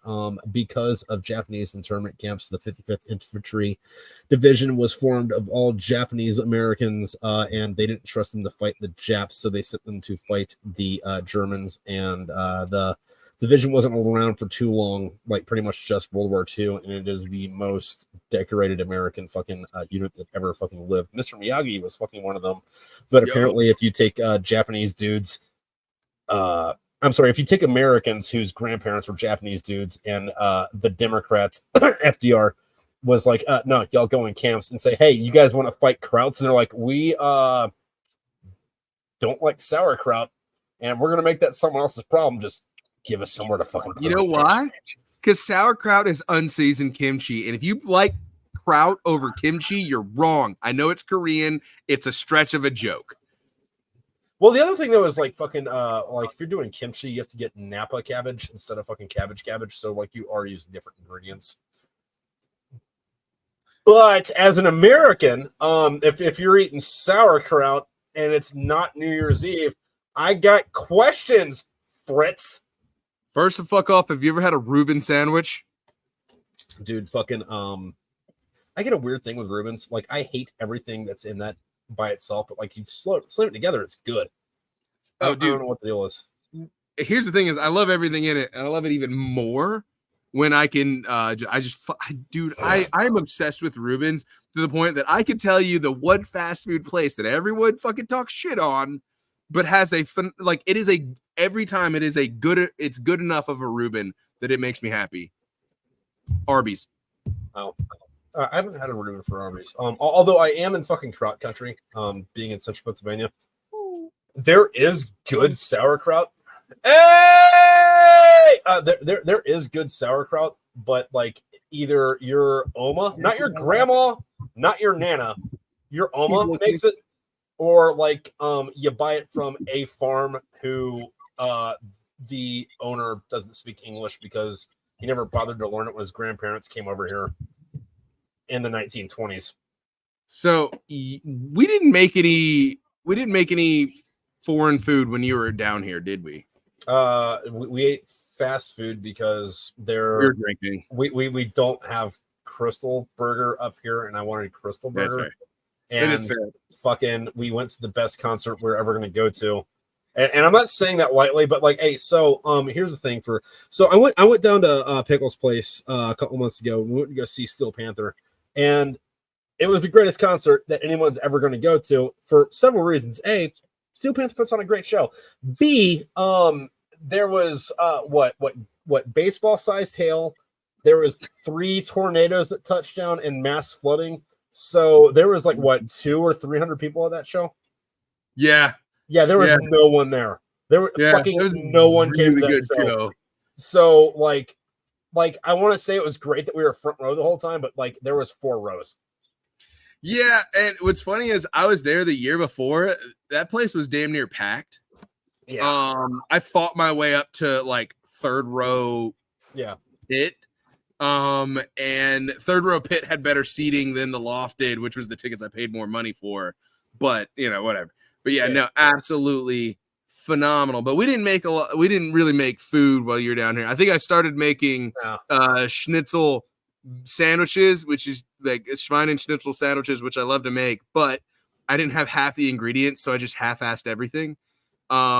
Which fuck it, we were drinking, so it's food. Yeah, everyone's happy. It was very. Hey, listen, I'm tired. I got here. Fucking, this is actually. You know what? Fucking, I'm not going to knock the first half of that because I enjoy a good drive.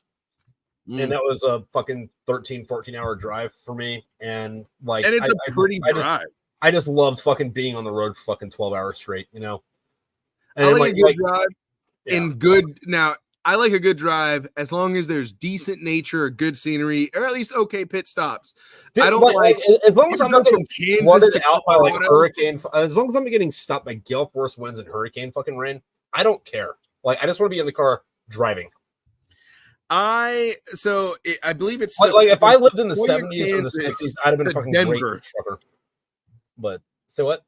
I don't know if you've been. I think it's like Sequoia, Kansas to Denver, but there's a sign that's like that drive. Yeah, they're like there's a sign that's the next gas station is 200 miles. I'm like, oh, I'm glad I'm in a decent car at that point.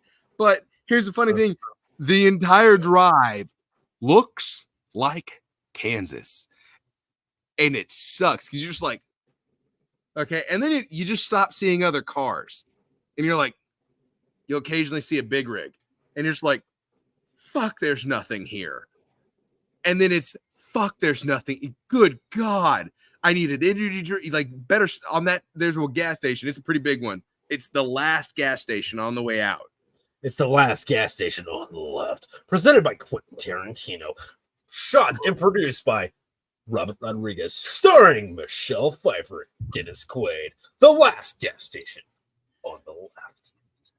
But here's also the other problem with that. Like, you get there and like you can't buy enough snacks or energy drinks because you're driving and you can jam out. And you know what? The first 2 hours, you're jamming out. But the last hour, you're like, fuck, when am I going to see anything? Fence post. And then there stops being fence posts. And there's like, you see a bush, you're like, there's a bush. That's the highlight of that hour. And it fucking blows. Okay, so I'm going to counter this with there's not a lot on this drive, but I also loved this drive. And that's between Marine Corps Air Ground Combat Center 29 Palms and Las Vegas. Okay, yeah, first of all, that's like a 2-hour drive. There's nothing but desert between there. But you're not a pussy. Cool. No, it is a 3-hour drive. Cool. Yeah, no, it's an hour and a half drive, man. I had a fucking. If you don't do it in a Corvette. I had a Corvette with an extremely aggressive camshaft, fucking barely legal street legal fucking tires, and no fucking cops. It was a good drive. You know what's funny is I think you might be one of the few people that I have had this conversation about, like, that driving a Corvette. Like there were It's people like, fucking oh, I did tense. it in my Mustang. I did it in my whatever. I'd be like, did you do it in a Corvette? Like, I don't know what you're talking Yeah, about. cool. Like, Yeah, you did it in your Mustang that topped out at 120 miles an hour. Neat. yeah, You can go from 29 Palms to Las Vegas in an hour. You can do that. Oh, dude. One of the worst. You just can't I got have fear. called. You know, I got recalled. I was told I needed to get back to 29 Palms when I was in my Corvette once.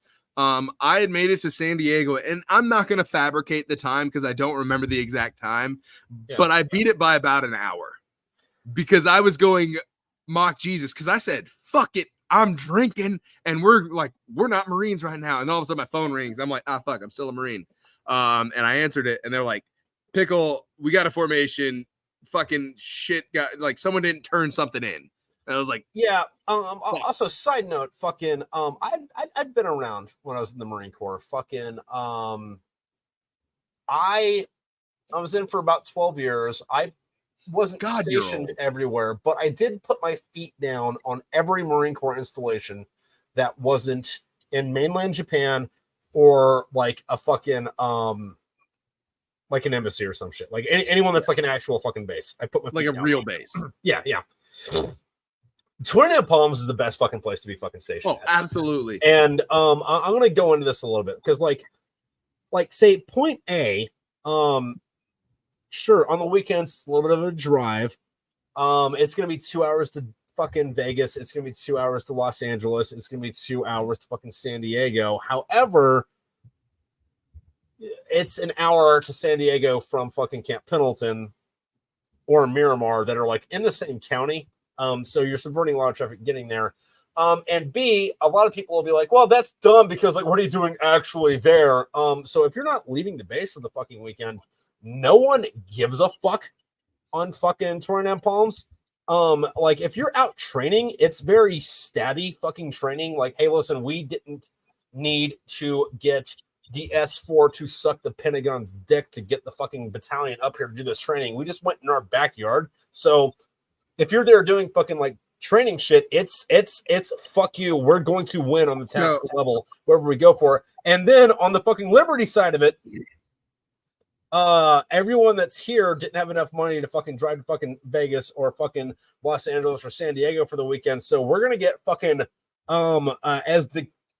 I was gonna say as the kids like to say, but like as the guys my age like to say, crunk. And fuck you. And we're gonna get white girl wasted and listen to fucking Miley Cyrus with her own fucking lyrics about it. Level of fucking fucked up. I'll point out, you know how many Marines will fucking sing every single word to Party in the USA in a smoke pit at 2 a.m. Actually, honestly, at fucking noon, but still at 2 a.m. just hammered. Yeah.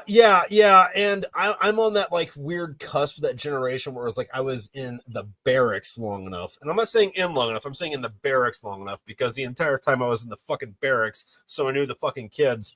But like the guys of my generation that should have got out at the ass end of that, it was fucking Party in the USA. But before that, it was fucking Disco Stick. Not Disco Stick, Love Game by Lady Gaga. Yeah. And then that burned into fucking so I only spent half as much time in it. I only did 6 years. Yeah. First off, all 6 besides deployments were in 29 Palms, 2-7, then 1-7. I have to say 29 Palms is my favorite base of all times because 7th Marines is the best unit. Any of the 7th is the best, and ain't nobody ever gonna fucking argue. I will entertain arguments as to why 1-7 or 2-7 or 3-7 are better than each other from guys that are in those battalions. Otherwise, is the best unit, and I was in 1-7 and 2-7. Yeah.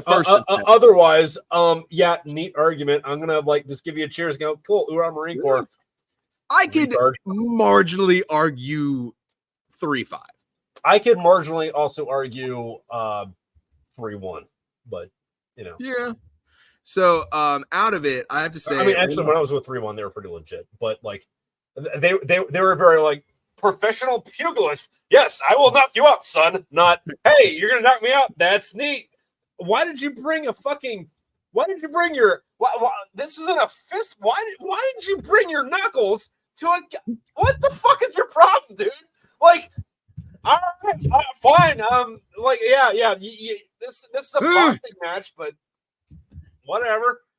But no, I will say 29 Palms was amazing because Yeah, dude, one, 29 Palms rocks. the large amount. And everyone that fucking hates on 29 Palms, if you pay attention to their fucking personalities, they're the kind of people that sit in your barracks room and play fucking Xbox all day. They'd hit anywhere. Like out of everywhere I've been to, fucking Lejeune's like the bottom of the fucking barrel, and that's to include fucking Okinawa. But the people that hate Lejeune don't know how to go find the nice bar. Yeah, first to fuck off, I happened to cross Pappy and Harriet's because I saw a glowing light while I was off-roading, and turns out it was a legit place. If you don't know what Pappy and Harriet's are, you fucking lost it. Rabbit nachos and a fucking goddamn tequila sunrise. All right. So I wasn't going to talk about Pappy and Harriet's, but since you wanted to spill the beans on this, you learned this from Smokepit Fairytales, people at home. So Pappy and Harriet's is a bar that was built to be a saloon backdrop in Western movies in the 1920s and 30s. And then the building got forgotten about during World War II when all the Western actors were kind of busy either fighting the Japs or sticking it to fucking Hitler. And then somebody found the place again in the 80s or 90s. It was abandoned for a long fucking time, and they turned it into a fucking bar. And it's somewhere in the 29 Palms region. I'm not going to give you every fucking answer. Like, you do have to do some exploring yourself, people at home. Google's going to tell them where it's at, but shut up. Anyway, fucking a sick fucking bar. Fucking there's live music at least 5 nights a fucking week, and they'll do shit where it's like you get a flyer to go see like Medusa and the Bike Spokes, and you're like, I don't care who Medusa and the Bike Spokes are, but you go to Pappy and Harriet's that night, and Bicycle and the Bike Spokes are opening for fucking Paul McCartney, who, by the way, wasn't fucking listed because he was just there on the weekend to waste some fucking time. Dude, like that's where I found Janie Wyatt. If you're not spooled up on her, fucking great fucking modern fucking outlaw country fucking singer, love her to goddamn death. That's where I fucking randomly caught The Used playing, was at Pappy and Harriet's. And it is one of those places where you can't find the place unless you've been there before. Yeah. What's funny about the place though is you're like, oh, so it's the Used plate, so it's like like a metal or grunge or maybe but no. It's country. It's kind of like the bar from Till Dusk Till Dawn, except for the vampires are just goth kids. And then it's like, okay, but there's also I caught some Euro trash EDM band there that was touring the US in small name places, and I'm like, what the fuck is this? And I was like, I'm not drunk enough for these people. But then they got done playing their set. Everyone was like, yeah, cool. And they got hammered with people and bought drinks. I'm like, I like these guys now. Like, they're buying free drinks and shit. Yeah, also, drinks are in mason jars.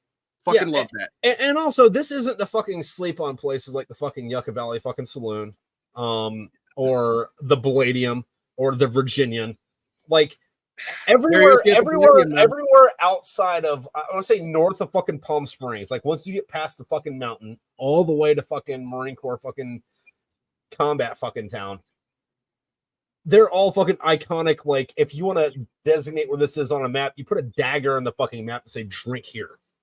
Yeah, it is I love that type of place. And honestly, like, I found that place, I want to say in the last 3 or 4 years I was out there.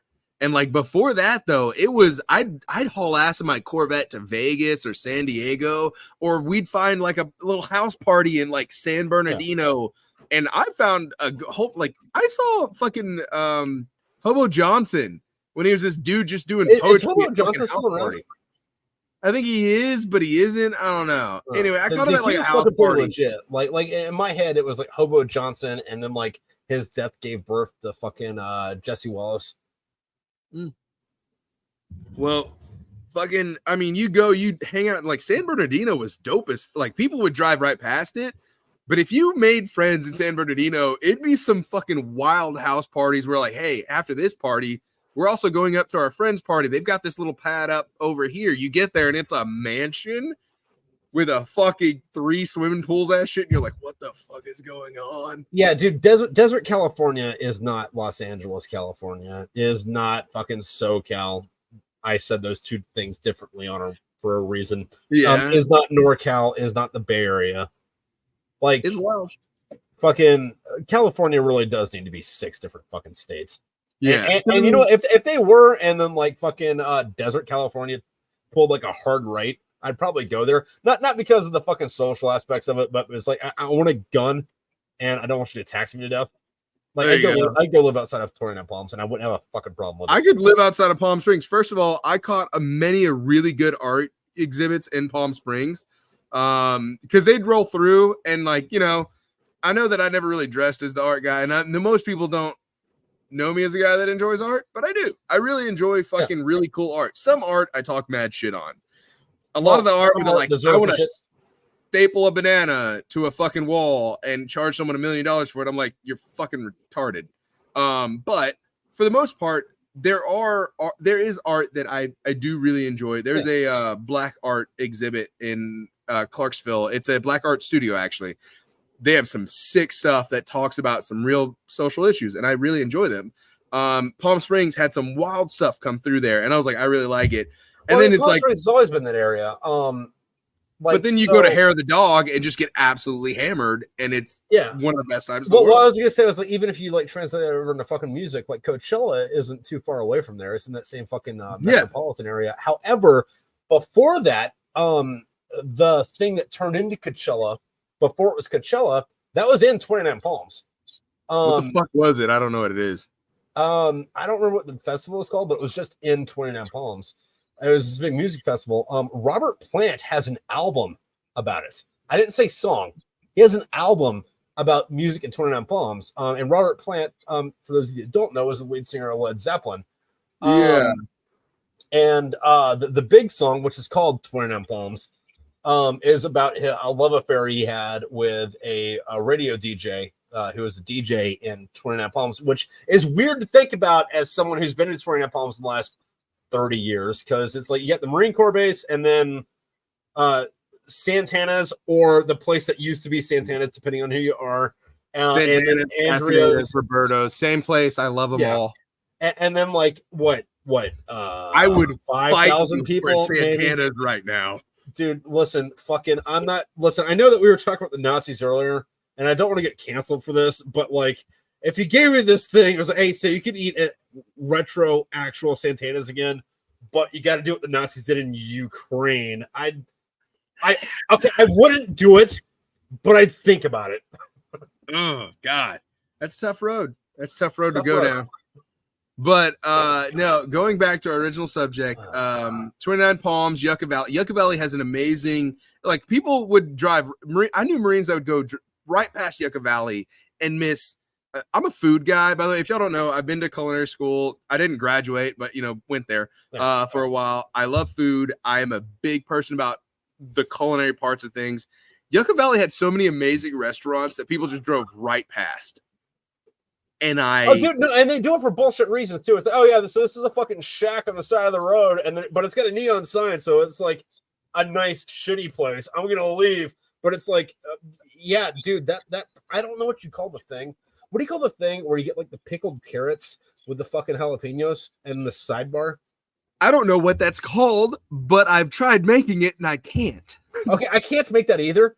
But I had a lot of it in California, and I would do actual war crimes. You know what? You shoot me a message tomorrow. I'm thinking about doing my hungover recipe, which I have never professed to too many people. I have a full culinary thing that I do regiment in the morning if I'm too hungover. I haven't been around you when I'm that hungover, but one day I did. Jamie saw it, and I was like joking about doing it one day. But remind me tomorrow. I might actually do it, and I might actually start looking up the recipe for those pickled carrots, and I think there's onions in it. I don't know what the fuck it is, but it's like, hey, so would you be part of a firing squad for this? I mean, who's in the firing squad? Innocent civilians.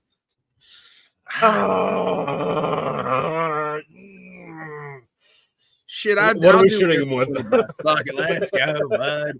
But no, I thought like people that were like, oh, I'm not going to a sushi place in a desert. Do you like, it's a desert. You can't have good sushi in a desert. I'm like, dude, do you realize how close the ocean is? We're not that far. Yeah, no, what I will say about that though is fucking the quality of sushi you get has little to do with the ocean as much as it does being the Pacific Ocean to the Atlantic Ocean. And everywhere I've been, fucking, it doesn't mean just because an ocean is closer doesn't mean it's better. How far Japan away is actually does make it better. So like I'm in Pennsylvania. I've got like the best fucking sushi places I got in either Pennsylvania or Florida or anywhere on the in between because I'm an East Coast guy. Is mediocre at best compared to Texan fucking sushi, which is mediocre at best compared to California sushi, which is dog shit compared to sushi in Japan. So, which it's like I don't know how you fucking change unseasoned rice and fish, but okay. So when it comes to influences of it, I've never been to Japan. It's on the list. I'm debating taking a Shakespeare class just to go to London in the spring, just because it's going to be the cheapest way I can go to London. I'd rather not. I'd rather go to Ireland because I'd get to say hi to Damien Larkin. Shout out fucking yeah, but if you go to London, you can go to one of Diane's shows. Yeah, true. And then I have to kill you out of jealousy. That's fair. First of all, you'd have to try. See, you're bringing a single action army to a fucking 9/11 fight. Trip. You're bringing a 45 to a 45 fight. I'll correct your vernacular on this, as you're a writer and words mean things. You won't kill me. You'll try. I mean, you're gonna fail. And you're gonna feel bad about it, but you'll try, and that's what I appreciate about you. See, I think you stopped talking shit about me and started talking shit about the 1911. But like, look, I'm going to get the Rock River fucking version of it. Like, this is a good one, so I don't know what the fuck you're talking about. Look, there's a 1911 upstairs. There's also a whole bunch of other stuff. This is the desk gun. You're gonna surprise me in my basement bunker? Poof. Come on, amateur hour. Give me a wet towelette and a ukulele, and we'll go at it. All right. Anyway, so shit. Honestly, now that we got the house, as soon as the old house gets rented out, the amount of guns that show up are going to be exponential. John Balbus?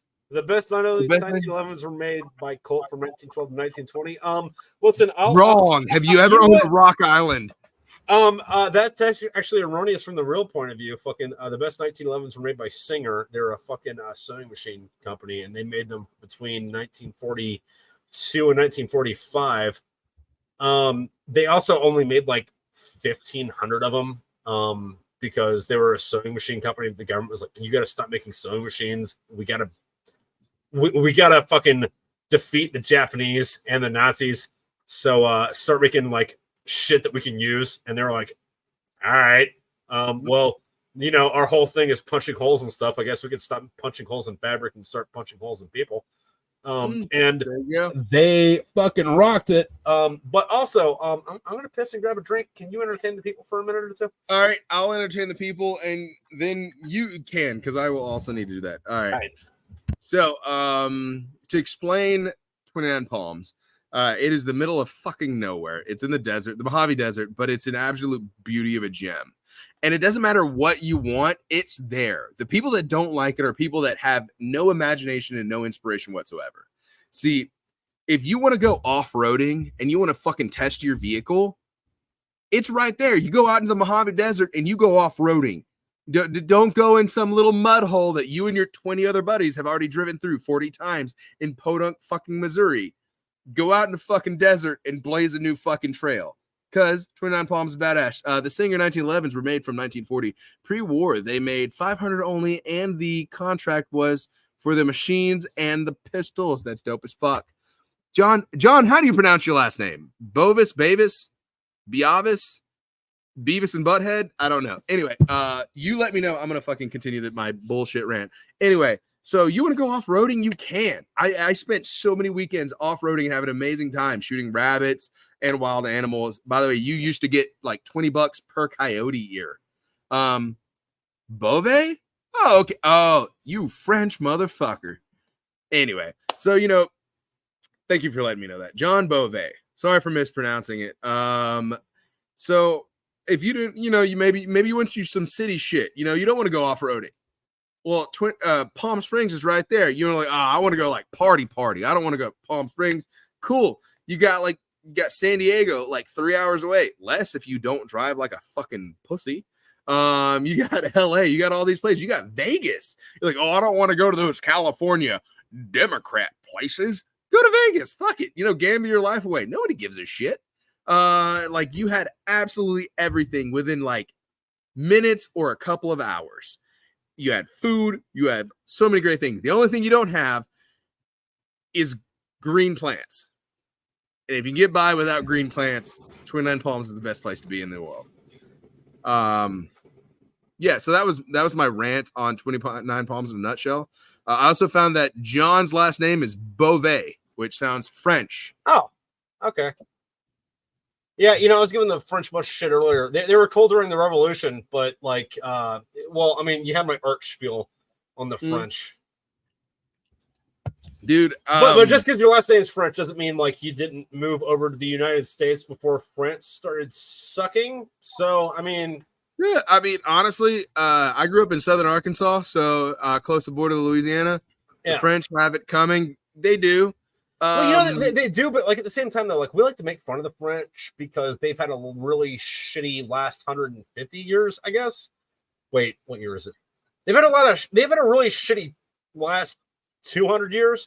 But if you look at it big picture, France, militarily speaking, is the most badass country that has ever fucking militaried.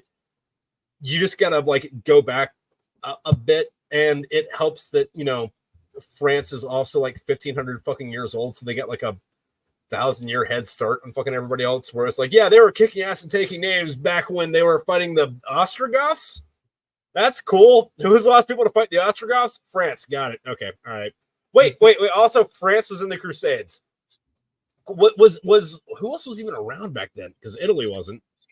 Germany wasn't, Russia wasn't. Was England around? Oh, yeah, but it was like the Kingdom of England. So, like, Scotland wasn't a twinkle in anyone's eye. And the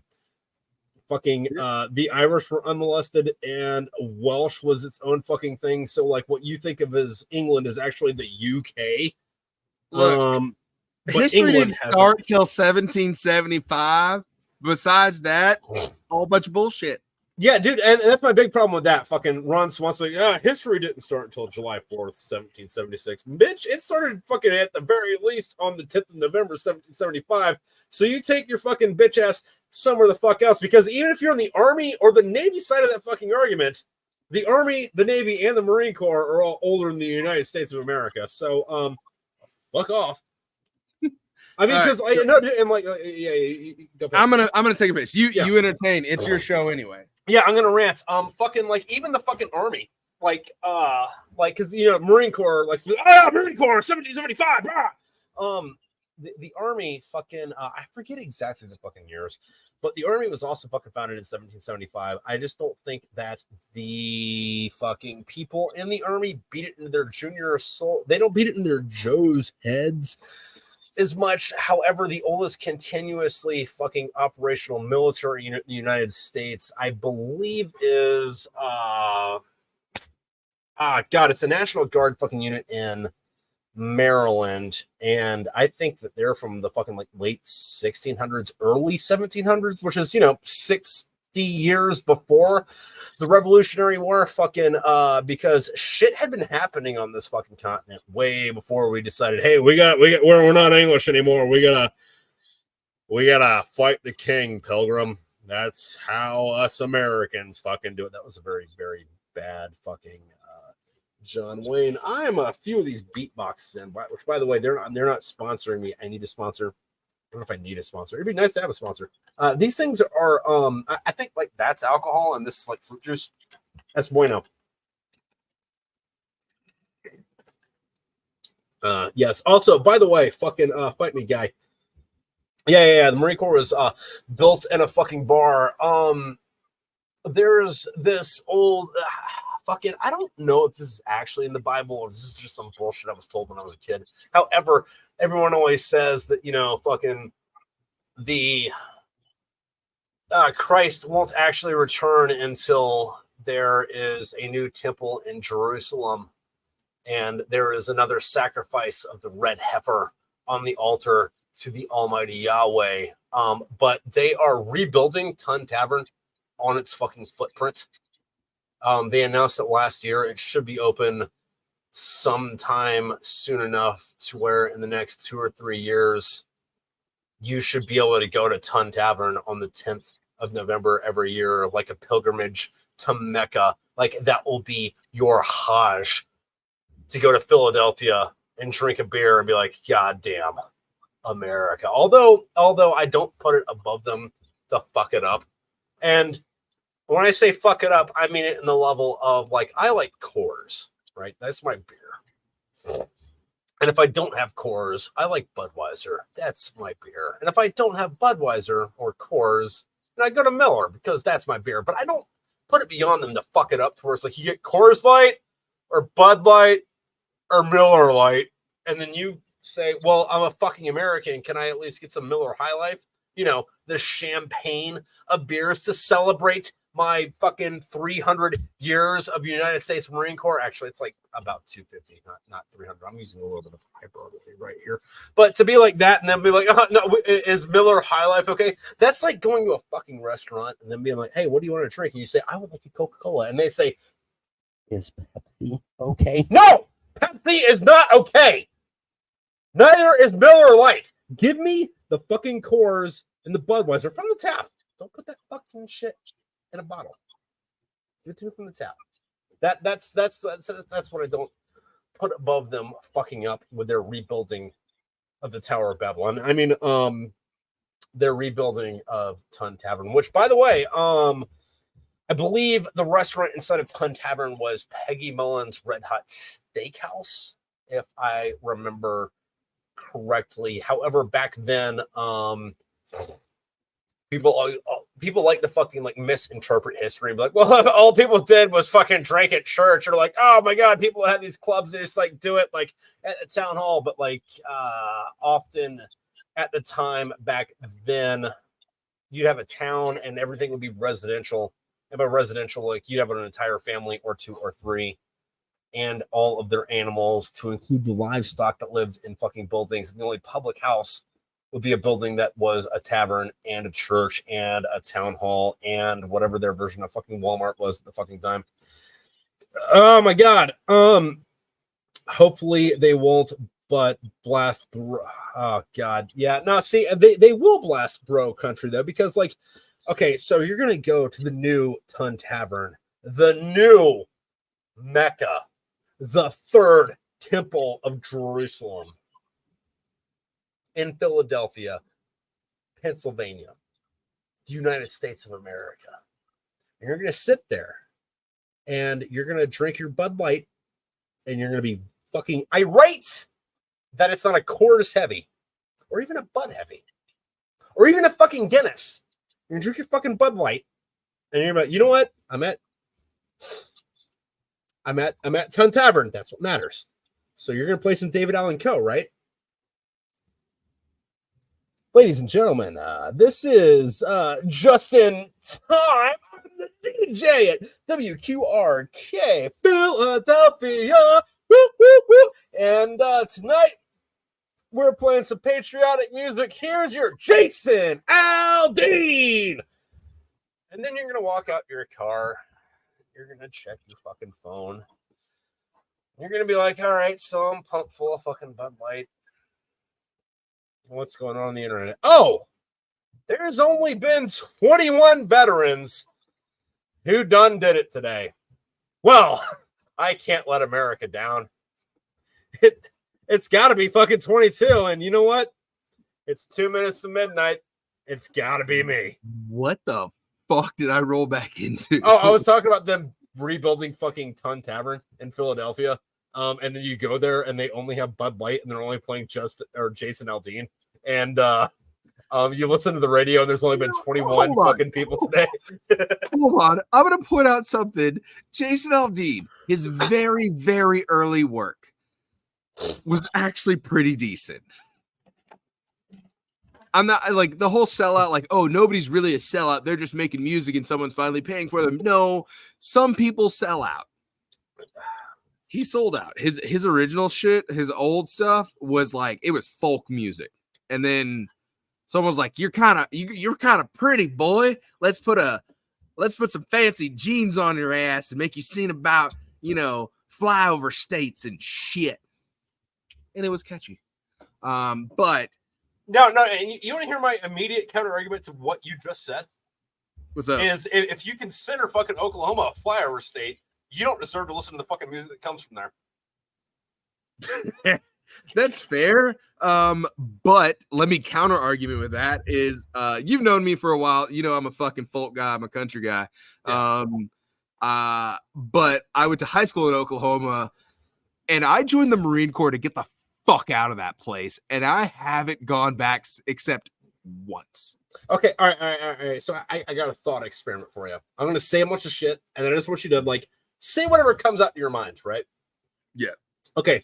And I get a 0.1 and a 0.2, and then I want your 0.3. Okay, so 0.1. You got Pickle. He's from Oklahoma. He joins the Marine Corps. He goes as infantry to get the fuck out of Oklahoma, and he leaves Oklahoma. And then 0.2. You got Tripp, who is from Florida, fucking did a little bit of high school in Ohio, and then moved to Virginia, and then joined the Marine Corps to shoot people because there was 2 wars going on, and ended up being a pogue. What's the 0.3? So 0.3 would be if I told people I joined the Marine Corps to kill people in 2011, they'd go, wasn't the war already over? And I'd have to explain that. Yes, well, it was. To be fair, Afghanistan was weird because Afghanistan started in 01, but it didn't actually start until 08. Yeah. But then it ended in 2021, and it functionally ended in 2014. So Pickle has came full circle. I'm going to refer to myself in the third person here.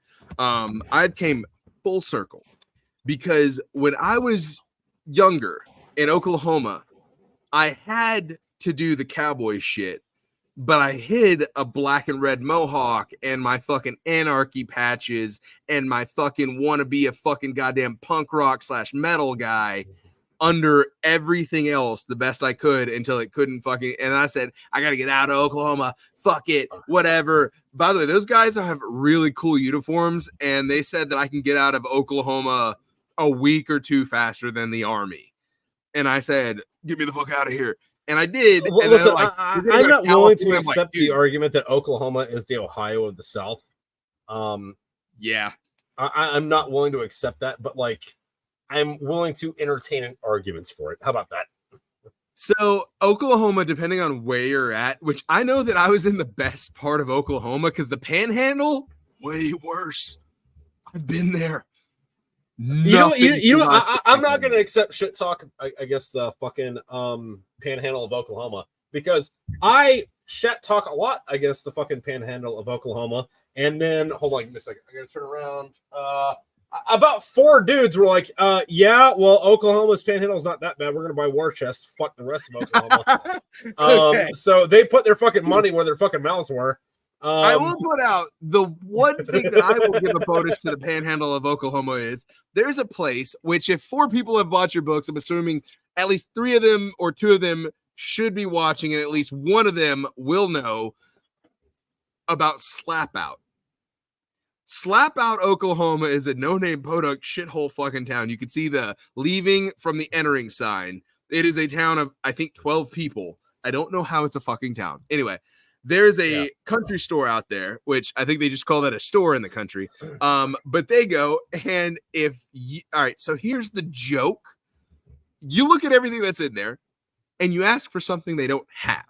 So you're like, oh, I see Twizzlers, but I don't see red vines. Hey, do y'all got any red vines? And the guy at the fucking counter, because it was always a guy when I was there, because I wrestled out there.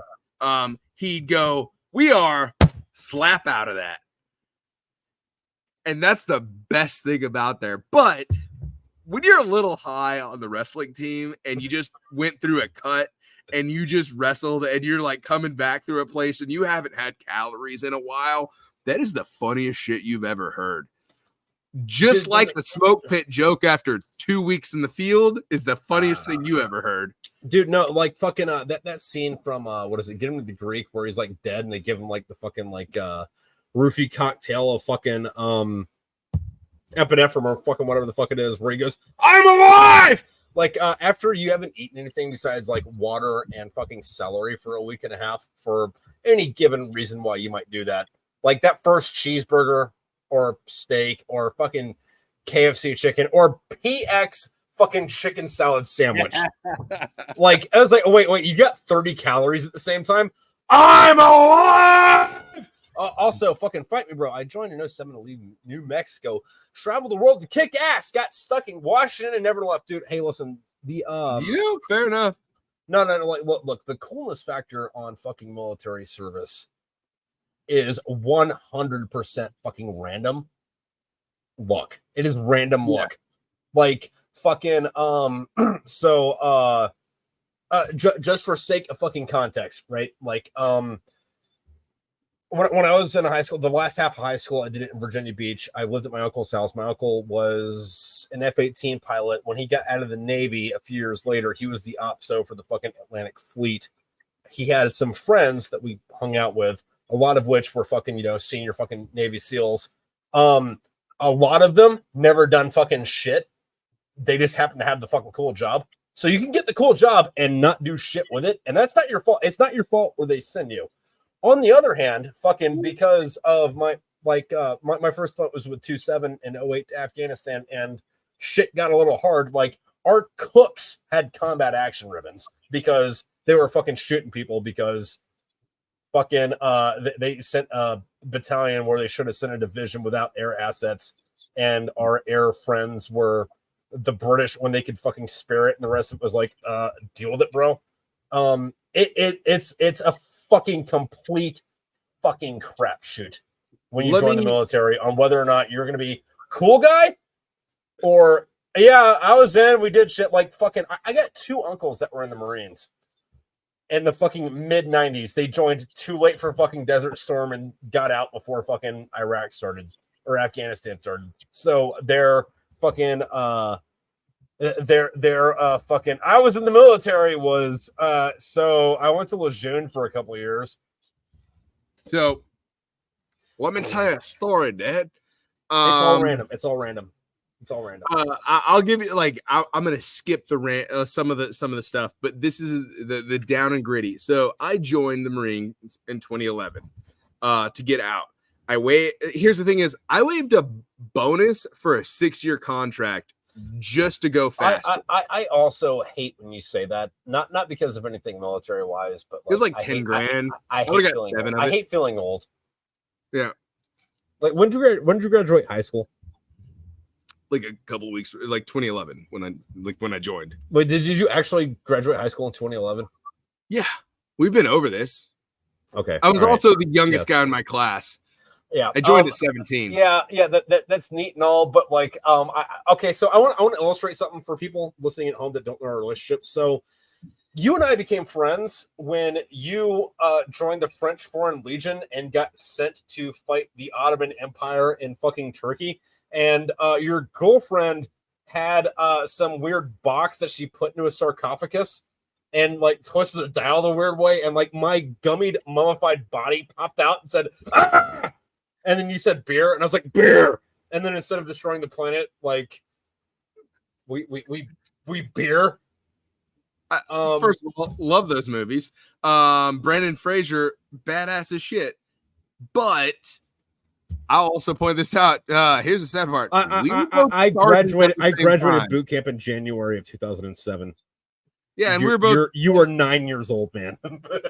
2007. First to fuck off. I was no. Try again. I'm pretty sure I was in high school. No. If you graduated in 11, you weren't even in high school when fucking. I was in middle school, wasn't I? No, you've been in middle school. Like I'm making I'm an old fuck joke. Yeah. You're an old fuck, but I want to get back on the whole, like, it's luck thing, right? No, it is luck. It is luck. So I joined boot camp, but I spent 2 weeks at MCRD San Diego waiting because there was too many people that showed up. I guess they expected people to be no shows.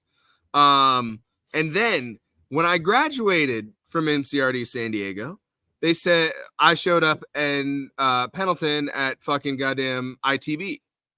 Or SOI, ITB fucking shit. So from there, we went and they said, hey, you don't have a good enough haircut.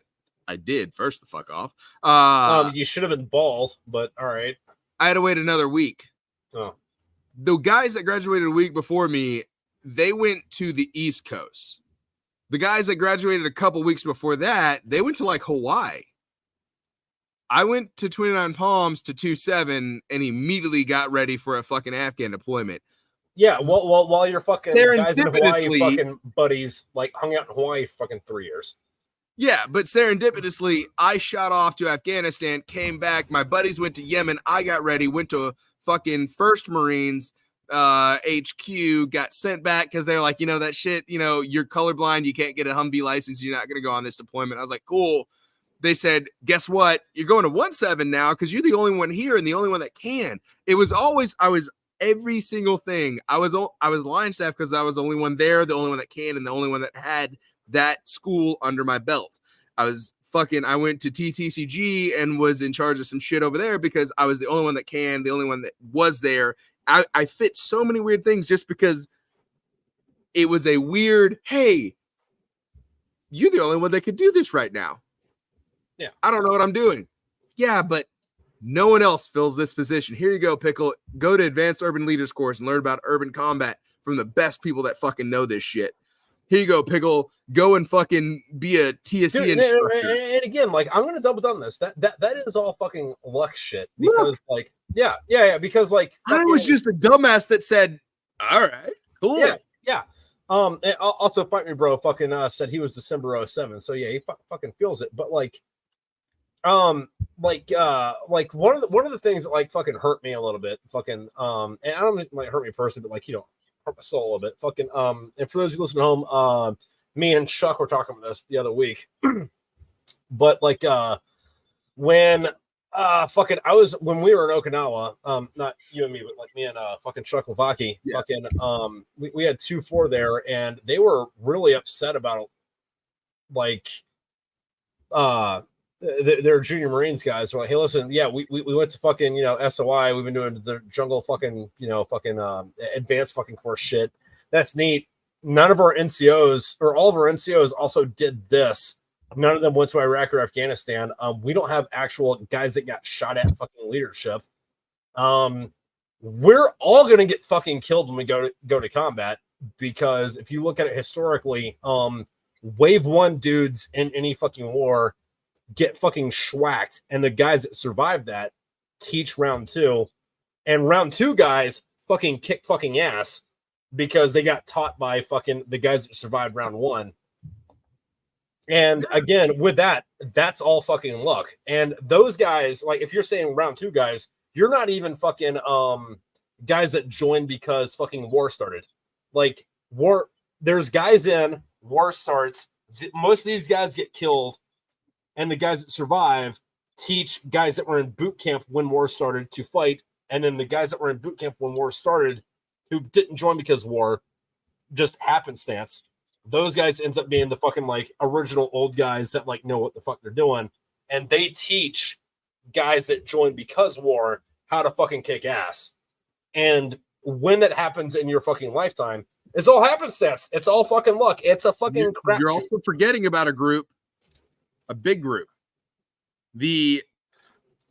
Whether drafted or I joined for my guy or my country or my dad or whatever stupid reason, because it's the American fucking pie that I'm gonna fuck is also where is the hinte that time I got reincarnated as American pie and some Jewish guy fucked me and so I had to fight the Taliban? Look, I don't want to watch that anime. I will. I won't tell anybody, but for political reasons, and the fact that I'm not one of the state representatives one day. I'm going to say one thing, and then we can move on. That time I get reincarnated as a slime had no business being as good as it did, so I can only imagine that one time I got incarnated as a fucking apple pie, and that dude fucked me. So there is a new would probably season. Also be good. My son's obsessed with the time I got reincarnated as a slime, and there's a new season out. So is there? Yes. Oh, shit, I need to watch it then. Yep, great anime and 2 really good spinoffs. So here's the thing.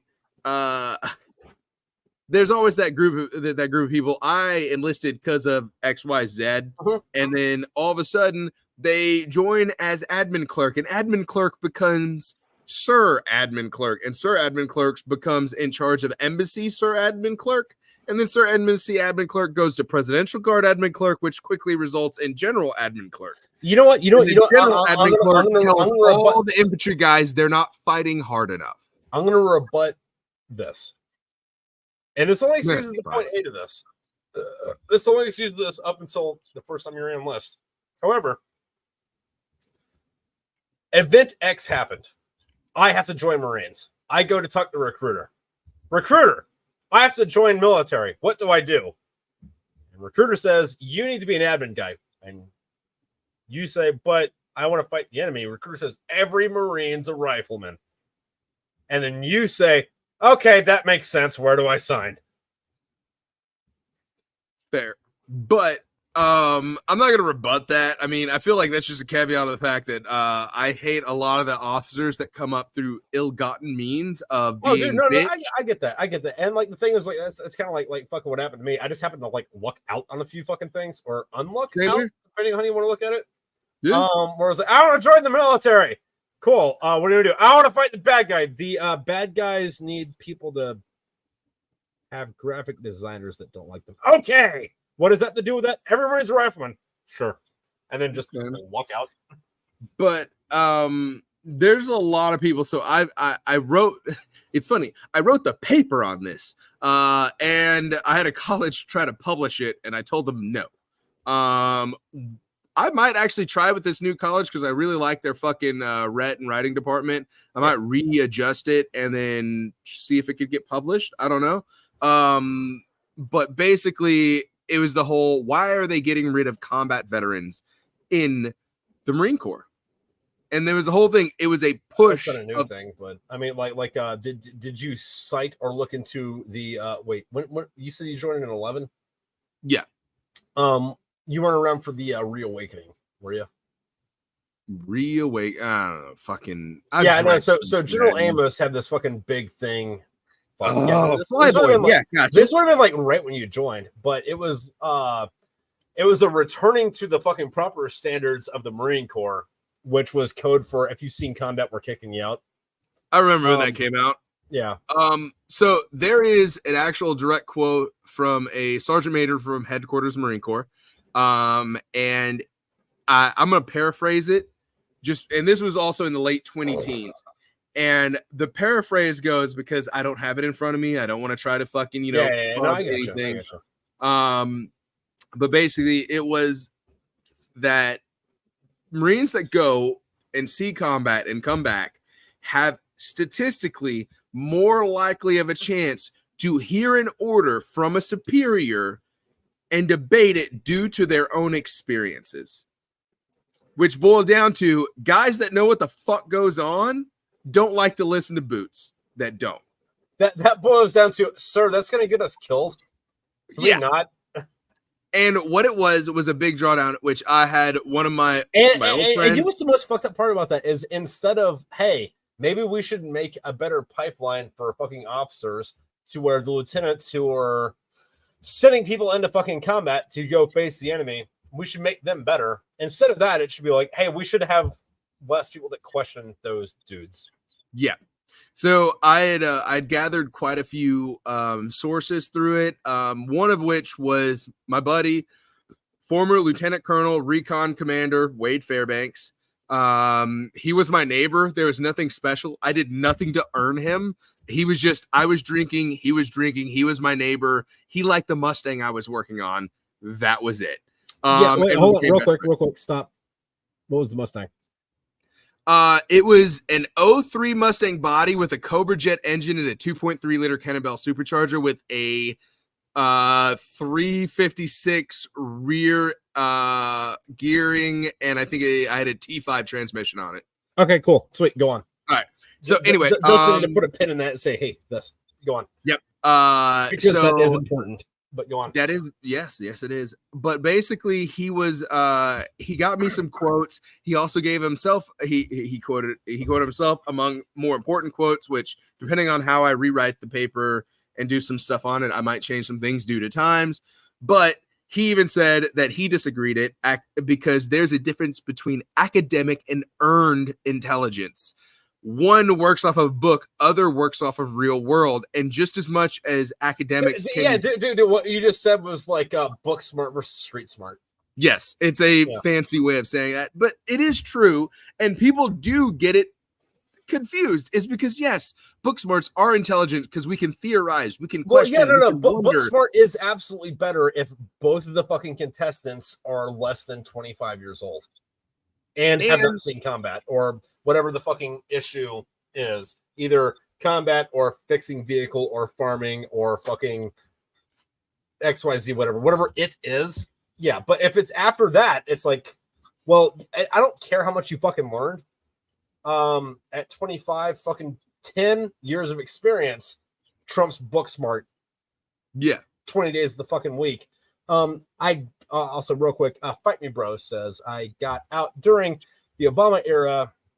Drawdown for the same issues. Politics with units suck and non-deployable status bad, but the exact same thing. Yeah, dude, like listen, fucking I like to give people a lot of shit like on my social media and in my books, but you know, it's most of it's in fucking jest, but like at the same time though, like fucking the military is individual experience may vary, and regardless of if you get super cool guy story or if your entire military experience is filing paperwork, none of that's actually on you. It's all luck. It's all luck.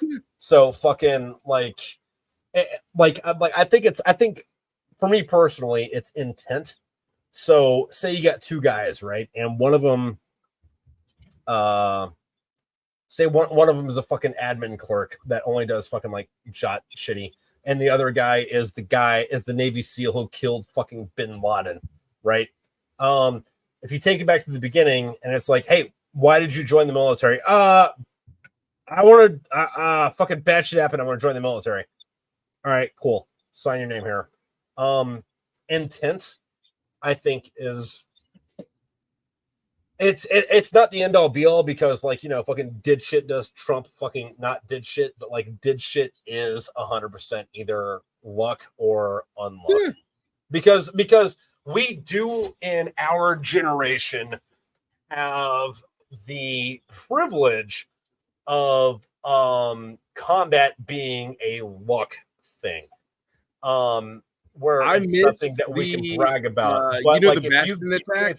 No, hold on, give me 2 seconds. But like if you go back a little bit further in that, before seeing combat was a bragging right, like dude, like if you even go back to like World War II, and I'm not saying guys that came back and talked about World War II, but like guys that were in World War II, combat was you rolled the wrong dice, you rolled fucking tails, like you did the bad thing in the past life, and now you have to go actually fucking fight the enemy. All your friends are dead, you got crippling PTSD the rest of your fucking life. Also enjoy all fucking 2 or 3 of your fucking limbs, and then America's had it fucking good enough for the last fucking 100 years where it's like, I went to combat, I did the cool guy thing, to where 100 years ago it was like, granddad went to combat.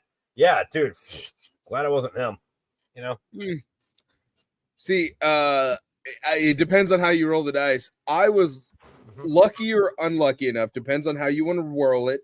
Yeah, I missed the Bastion attack in 2012 by a couple of days. I was on Leatherneck within a couple of days of that. Yeah. September 12th, because it was the day after 9/11 Memorial. the day after Benghazi. Yeah, I know what you're talking about, happened. but like what I'm getting about now is like how people brag about being in combat. It's like I know I'm bringing it around to that. I Yeah, missed okay. that, and everyone else was like, "Man, I wish I was there. I would have fucked them up." My great uncle, my grandpa's brother, he got home from Vietnam. He was an avid hunter and a farmer. He used his tractor to make a big hole through every gun he owned. In that hole, buried it, and built a house underground so he wouldn't hear thunder and the rain. You might wish you could see something, but some people wish they never did. Your luck of seeing a couple of firefights and being able to tell your buddies at the Applebee's that it was super cool and you're this big badass sniper, Marine Corps, fucking Navy SEAL recon guy. But to other guys, it was the worst day in the fucking world. Stop bragging about it. Well, yeah, so no, and there's that weird dichotomy on Washington this, is right? completely fine. Yeah, no, and there's a weird dichotomy on this because, like, on one hand, and also, no spoilers. I'm not naming names, but like, there is an event that happens later in the Smokepit Fairytales series where there's a heavy conflict going on, and one side of it is telling the other side to surrender, and the other side doesn't, and then side A ends up killing everyone except for the platoon sergeant, pretty much. And the main guy is beating the platoon sergeant to death while he's crying because he's really fucking tired of killing teenagers because, most private science schools, sides are teenagers. And he's like, I didn't want this. I'm upset because I have to keep killing teenagers because your dumb ass wouldn't surrender, blah, blah, blah, whatever. But on the flip side of that coin, like, one of my personal heroes is John Bassalone. And it's a weird double-edged sword, Also, Daly and all the Smedley Butler, Dan Daly, fucking. I'm talking about the Mitchell Page, which by the way, fucking, while John Bassalone was John Bassaloning, and I think he was in 1-7. Mitchell Page was in 3-7ing, half a mile away, doing the exact same thing, but no one remembers him because he was a fucking captain when he did it. But like, it was almost the fucking John Bassalone story, except for instead of being the company gunnery sergeant, he was the company commander, and his company got killed, and then he did the John Bassalone about it. Yeah. But it was also on Guadalcanal, like, on the same day. Like, I honestly wish. All right, so this is gonna be a weird tangent we're gonna go on. We're gonna track to the right. I wish there were actual gang signs for the Marine Corps, because I think gang signs are cool, because I always thought sign language was cool, and there's no rationale. There are gang signs for the Marine Corps. It's your moto tat. No. I'm talking about hand gang signs. No. It's your moto tat. It's the here. Check out my EGA, or check out my fucking. Check out my Ton Tavern, or check out the this and that. No. Check out the word kill. I got tattooed on my left foot because that's my kill foot.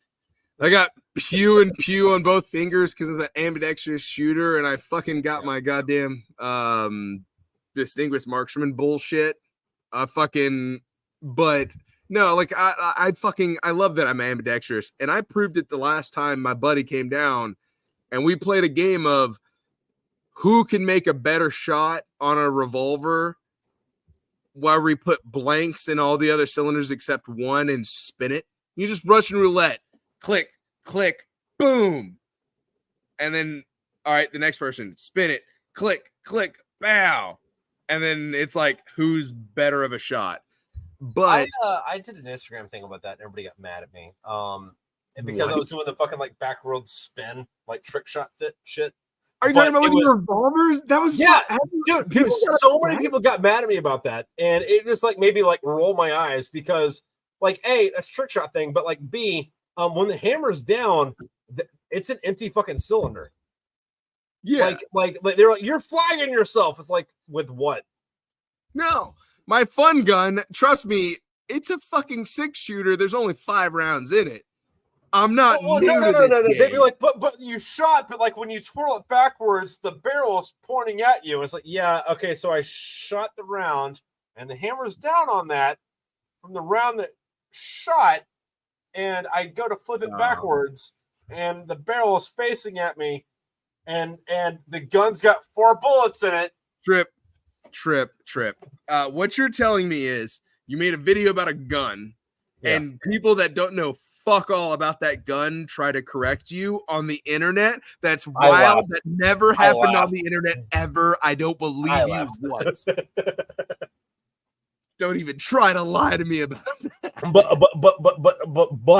But also fucking there are a lot of contenders for the best fucking firearm ever made. The single action army is fucking up there.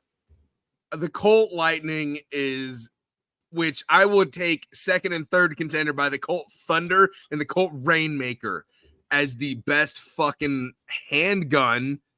I will preface that because I have opinions on other things. Like, but when it comes down to it, I will take a revolver that can make things go bye-bye without any sort of complications. And if I have a single problem, I can use a literal hammer or brick to make it go off.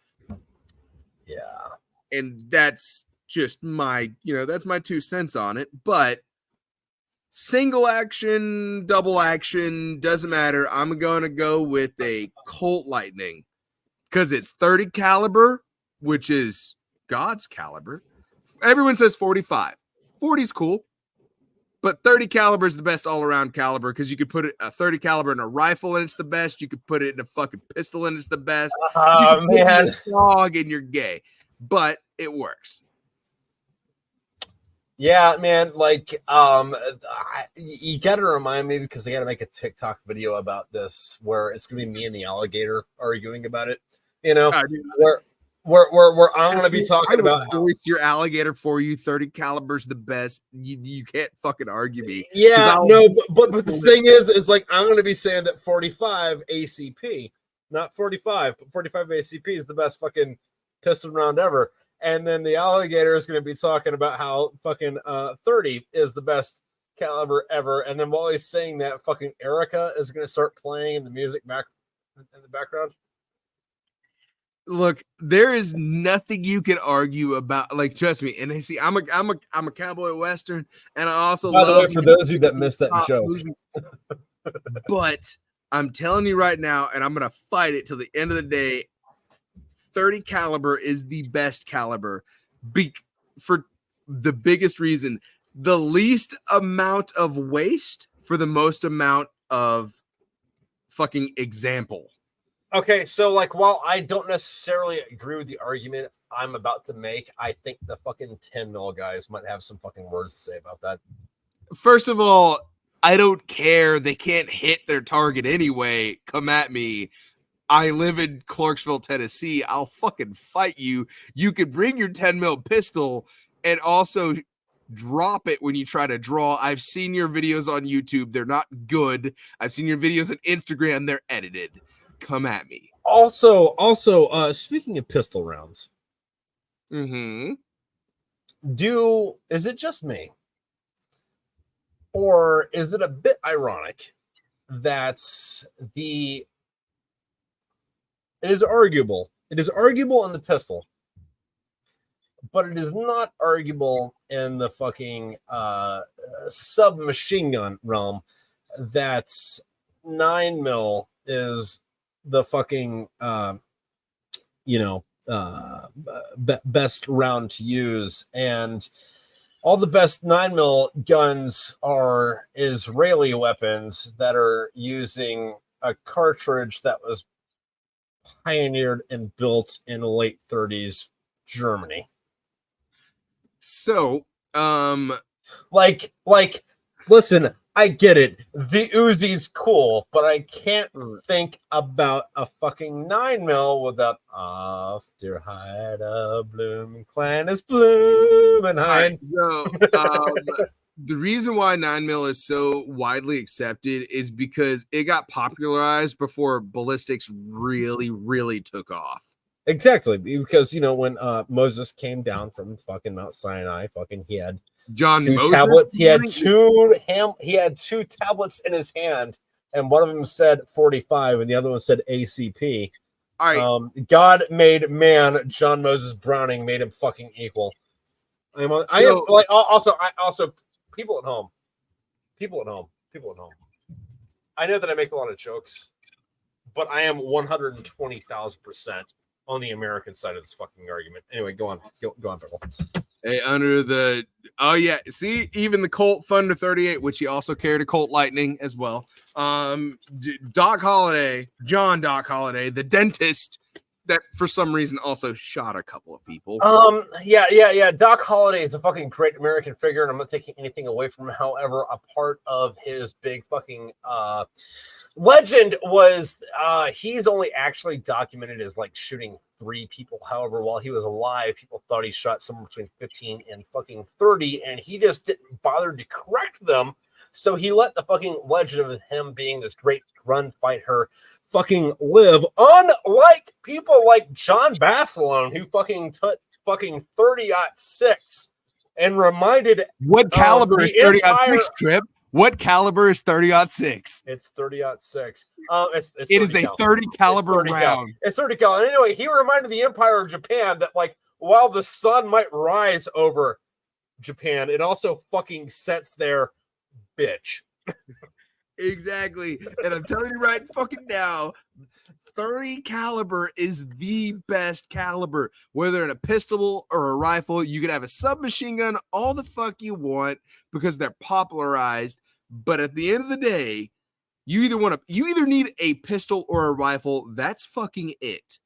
Oh, you want a short-barreled rifle? I mean, cool. I think have a 300 blackout. Like, what the fuck do you need it for? Because there's a big difference between deer hunting and kraut hunting and Taliban hunting and room clearing, and I need to go plinking and fucking I'm gonna go Bigfoot hunting and shoot myself in the foot. I feel like submachine guns are some of the most useless but most popularized guns in the world. Because I mean, like, on one hand, like, I get the submachine gun arguments, but like at the same time, it's like I also subscribe to the if I don't need to take that building, fucking JDAM, and if I do, shotgun. Yeah, no, dude. First of all, you've got me on there, 100% shotgun. Yeah, shot. And let me add on top of that, gun. That's it. Like my only complaint is that, like, you know, fucking we've standardized this in the 12 gauge when like 10 gauge is manageable. Like, we could do 10 gauge. Like, why aren't we? Shit, honestly, 410 in a shitty situation will work out. 20 gauge. Yeah, I'm not talking about shitty situation. I'm talking about, hey, we got a war going on, and like we have to send guys to do room and again clearing.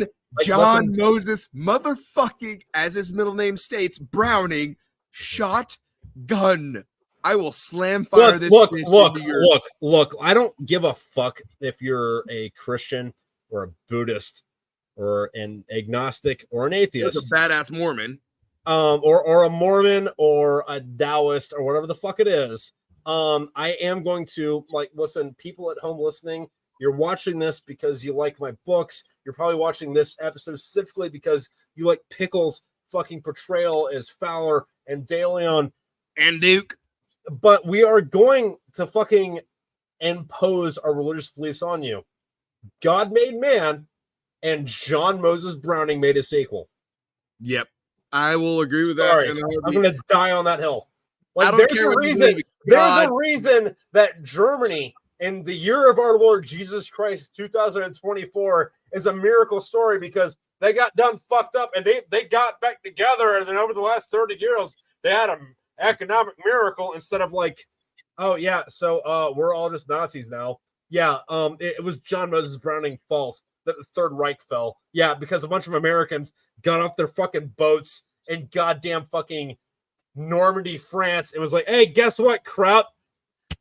45, bitch. And Bang. I've seen at least was really 6 bad documentaries, and I'll tell you the exact fucking conversation when John Moses Browning brought all of his fucking guns to the U.S. government and said, here, this is how you're going to fight your war. And the government said, we're going to give you a little money for them. And he said, okay. And him and his financial advisor had a conversation, and I have that recording of their a transcript, but it was read by someone very famous. I don't know who the fuck his name is, but it was John Moses Browning said, if it was us going overseas, I wish someone would do the same thing. And it was because he sold his guns for cheap as shit to make sure America won their fucking wars. Whether it was the 50 cal, the 30 cal, the fucking shotgun, it didn't fucking matter. He was ready to make sure shit fucking happened. I believe in Browning, and yeah, that's basically my religion. What the fuck? Do you know, I believe in Browning too, and you know what? This directly correlates this. The cartridge in the longest continuous use is the 3-line caliber, also known as the 30 ZAR or the 7.62x54R, which otherwise is known as the fucking rimmed Russian, which is what the fucking Mazda Nagant was shot with, also the fucking SVDs. However, the thing is the fucking Russians came up with that fucking round in the fucking 1880s, and then they completely depleted their fucking resources because Stalin fucked up East Europe by the fucking mid-30s, and then Stalin and fucking Hitler got together to go take down Poland, which is why I do not believe in the whole fucking bullshit. It was like, oh well, yeah, well, I mean, you know, Russia actually won the war. Yeah, Russia started the war. Fuck them. However, once they fucking got on the right side of God, and the Lend-Lease Act fucking went into fucking production, fucking one of the things that people don't put into fucking perspective is that the Russians won World War II, you know, using American firearms, which, by the way, most of the Mazda, wait, I'm going to do this a little bit backwards. We're already come back to the Mazans. Flying planes that were engineered in the United States, wearing uniforms that were paid for with money from the United States, eating food that was provided by the United States, driving trucks and tanks that were engineered in the United States. By the way, fucking Google that. It'll blow your fucking mind.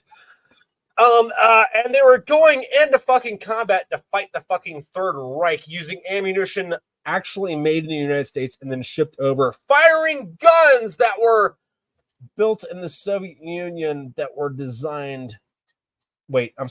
Shooting guns that were built in the United States by Remington and Winchester and black labeled as weapons that were built in the Soviet Union to fight the fucking Nazis. Fucking, if you want a fucking trip to go down, fucking most Mazda Nagants, which is the bolt action fucking rifle that the Soviets won the war with the Nazis against, were built by Americans, were built by in Winchester and Remington fucking factories and were intentionally unfucking stamped so that when they got to fucking Russia, they could stamp them with the fucking, this was built in fucking Silesia Glabs or fucking Volgograd or wherever the fucking fuck. Continue your rant. I'm going to take a piss outside. You go fucking piss outside. That could be used for fucking propaganda purposes so they can say, look, the mighty Soviet Union has won the war against Hitler and Himmler and the Nazis and the fucking who the fuck ever. Listen, fucking people are going to fucking argue with you on the internet up and down all goddamn day about how the fucking Soviet Union destroyed the Nazis. The Soviet Union wouldn't have got out of fucking bed if it weren't for the fucking Americans. Excuse me. The Americans, and I'll give a little bit of credit to fucking Zhukov, because Zhukov fucking had 3 legs, if you know what I mean. But like after fucking the Nazis kicked off Operation Barbarossa and fucking just pushed into Russia, destroying absolutely fucking everything they could fucking find, Joseph Stalin fucking went and hid and cried in his fucking room, and the entire time Zhukov was like, hey, guy, we got a problem, we gotta fucking fix this. And then rumor has it that like eventually fucking Zhukov like beat the shit out of Stalin's guards who were guarding, you know, people from going into Stalin's rooms. And then went inside and like gave Stalin the good 1-2 fucking bitch slap. Hey, listen, you need to let me fucking go fight this fucking war. And then he went to go fight the war, eating American food, wearing an American uniform, fighting with American guns, driving American fucking trucks, and fucking fighting with American tanks and flying fucking American fucking planes. The highest scoring Soviet ace flew an American P-39 built by Bell aircrafts. Okay, so that's some scary shit. Anything about that. Oh yeah. Hold on. I got a few pointers on this. The B-39 fucking I think they called that the Cobra. Was a mod on the P-51 if I remember right. Scary fucking plane. The other one was the P-38 Lightning, which I'm sure you know the image where it's like one fuselage and then it goes out and there's two fuselages and wings. That was scary too. The other one didn't see combat in Europe, but was fighting the Japanese. Was the F-9F Hellcat. And it was a naval from Fat Electrician. Yeah, that thing had a 19-to-1 fucking kill death ratio. Yeah. In real life. Real life, Medal of Honor Rising Sun, which gave me a better kill ratio. So fuck yeah. Anyway, Winchester's made in 1895. Lever action Winchester and Remington made Mosin to Ghent rifles, and he only did it during World War One. Okay, well maybe I'm fucking a little bit off, but that doesn't negate the Lend-Lease Act. Yeah, fair enough. So we can always, but like we don't have to go on a long tangent to say that America good, do all good, make war good. Everyone else also the Nazis were just fucking like weird commies because you had commies with red flags, and then you had wait, hold on. I have a point to make. You had commies with regular flags, and then you had Nazis with like other flags. All right, so we've also discussed this in class, which I'm in a world literature class, by the way, for college, if y'all don't know this, as of right now. And so far, this summer semester, we've read like 4 poems, 3 of which were military poems. I will get on that in a second, actually, because they're World War I poems from British point of view. But we're watching Hidden Figures in class. I'm skipping tomorrow because I have to putting a fence. But we're watching the movie Hidden Figures, which is the whole like NASA trying to go to the moon. So this is like a civil rights movie for the young black by ladies. the way, you got to give it to fucking JFK, where he was like, we choose to do this and that and the next thing, not because it is easy, but because I am hard. Okay. Anyway, we're just gonna skip on past that. But no, these young black ladies, they were called human computers. They were essentially stupid smart. When I say stupid smart, I do not insult their intelligence. They're incredibly smart. Dude, you're on P. Hold on, no, P-39 was the model P-139 had an engine mounted to be. I am thinking of something completely different then, and I am wrong. Pickle, you keep talking on. I'm gonna give what the fuck I'm talking about. So, Hidden Figures is the movie about the amazingly intelligent black ladies that thought for NASA and basically made the math happen. Oh yeah, I'm sorry. Oh, real quick, I am wrong. I'm thinking of the P-63. I was way off. My bad, John. Anyway, go on. Numbers and acronyms, dude. It's fine. Yeah. But basically, also real quick, P-63 is a slick bitch. Fuck, that's a hot. Sorry, go on. Yeah, no. I'll look. I know what you're talking about, P-63, but no, the fucking these ladies, and it got brought up in class at the end of class because they're gonna watch the rest of it tomorrow. We got to write a paper on it. But that, by the way, that's college, is watching Hollywood movies and writing papers.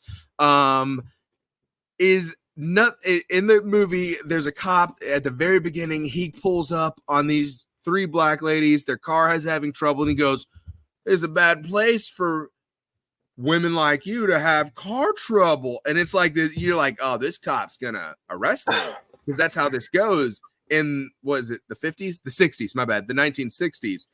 And he's like, in 1960s in Florida, let me put that down, next to a sundown town.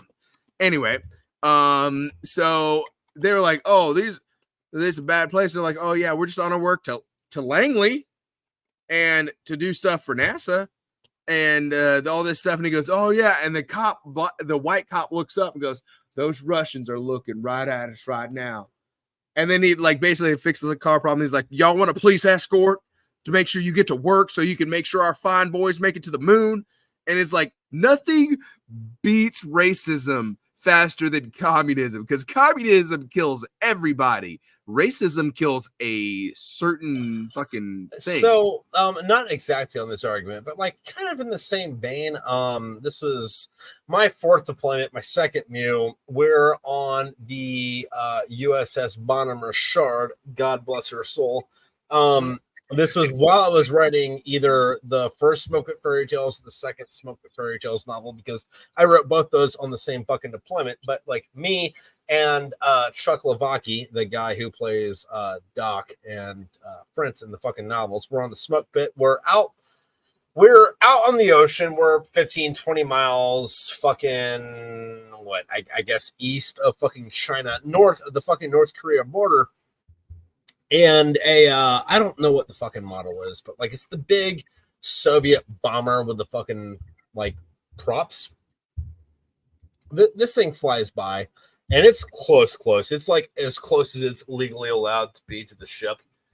And I pull out my dick and my balls and wave it at him, and Chuck bends over and pulls his pants down and shows his ass at him, and like everyone around us either pulls their ass out or their dick out or their balls out or their cock and balls out and like wave it at the fucking plane. And then, it like fucks off. And then like 2 fucking South Korean F-15s go, chasing after it. And the moral of the story is like, there's a photo somewhere in the Kremlin of my dick and balls and the guy who plays Doc in the audiobooks' ass. And we're just saying, fuck you. And whatever fucking other rabbit holes we might go down on, whatever kind of fucking politics, whether it be American versus European or fucking collectivist versus individualist or singularity versus fucking group. Russia's got a picture of my dick with me going this, and the guy who plays Doc with his ass out going like this, but it's backwards. And that's in a photo. It's in a photo in the archive somewhere in the Kremlin right now. Fuck them.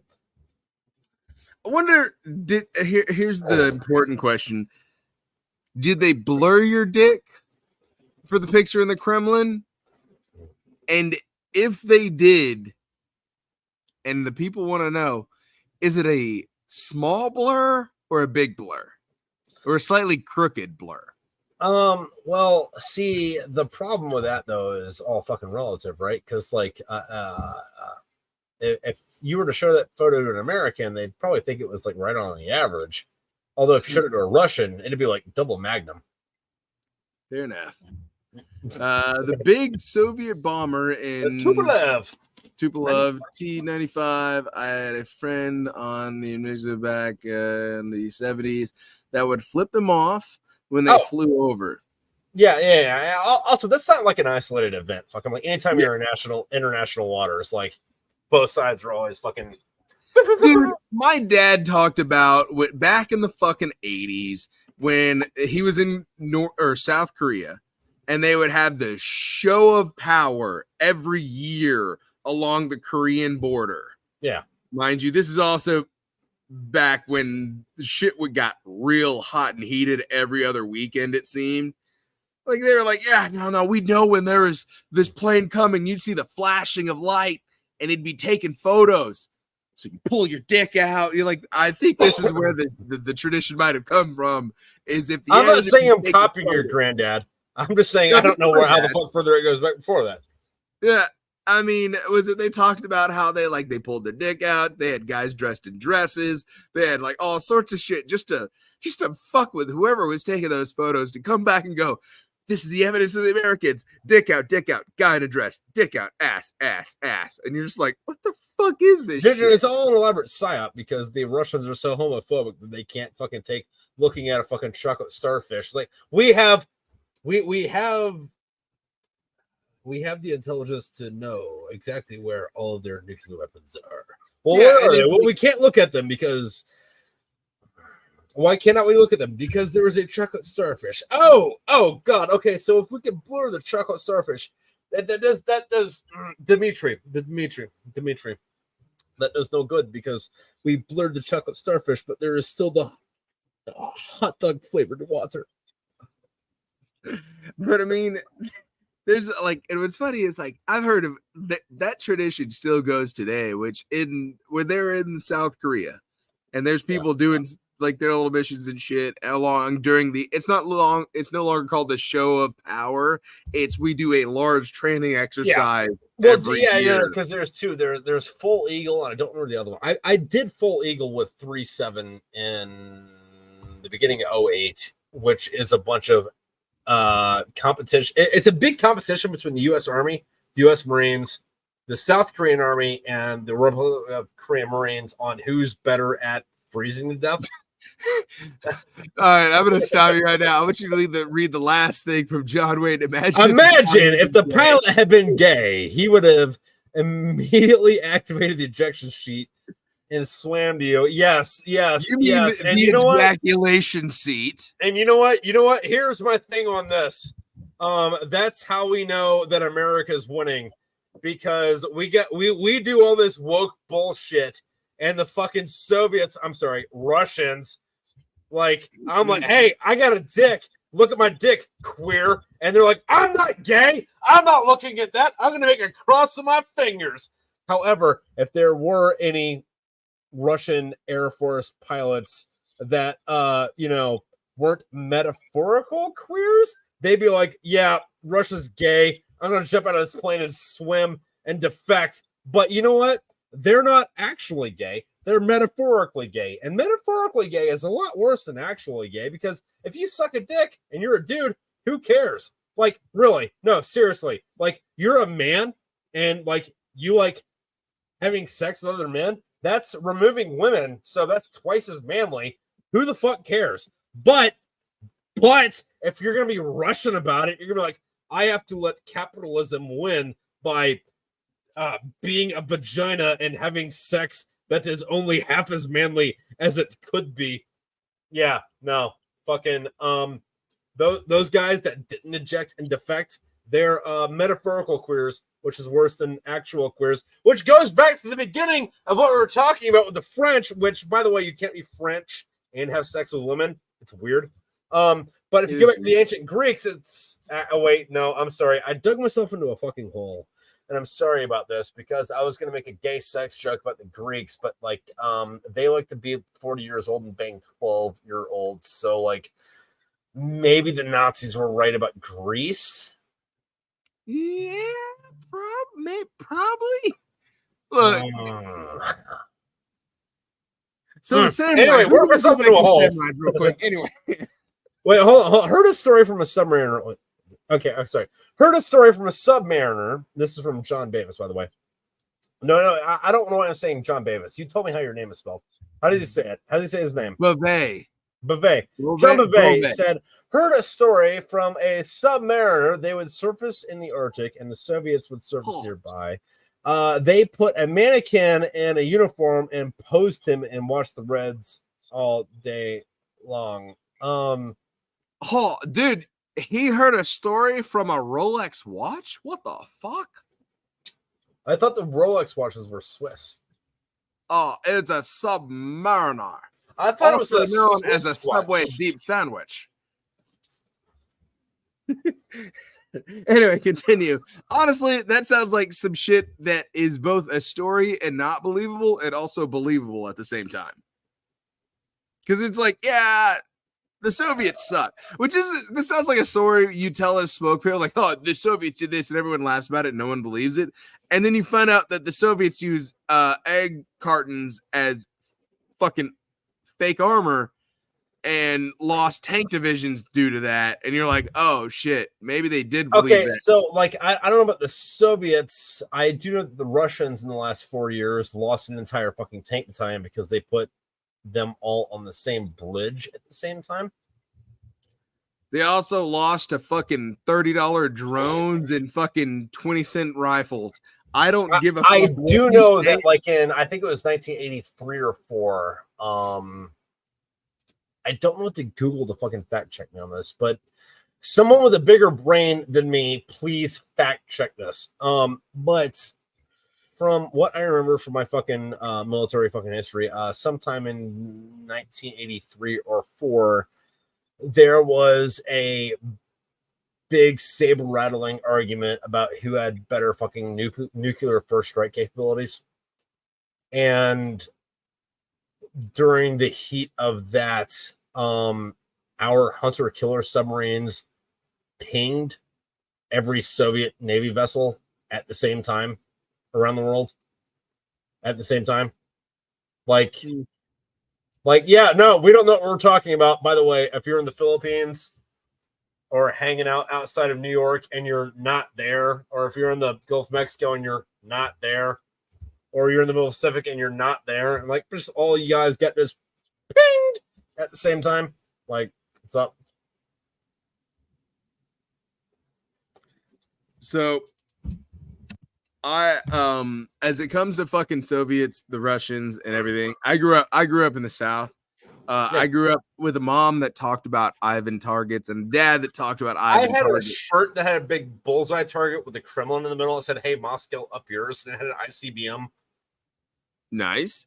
Yeah. But like I grew up in the South where people did talk about Ivan, like the Russians in the 90s. I only wrote a couple of books about this. And like the whole thing was like, and I've also, it's weird because like when I joined them reads, I found out that not everyone's hometown talked about fighting the Russians the way that mine did. I think I was a little bit lost in time, which is a whole other fucking thing. Triple one day write my fucking biography for me, and it will be titled I'm Lost and Confused in Time. Why am I here? Also, I predicted so much shit early on. Which is a really long working title. But anyway, when it comes down to it, do you realize, like, Trip might realize this because you're an old fuck.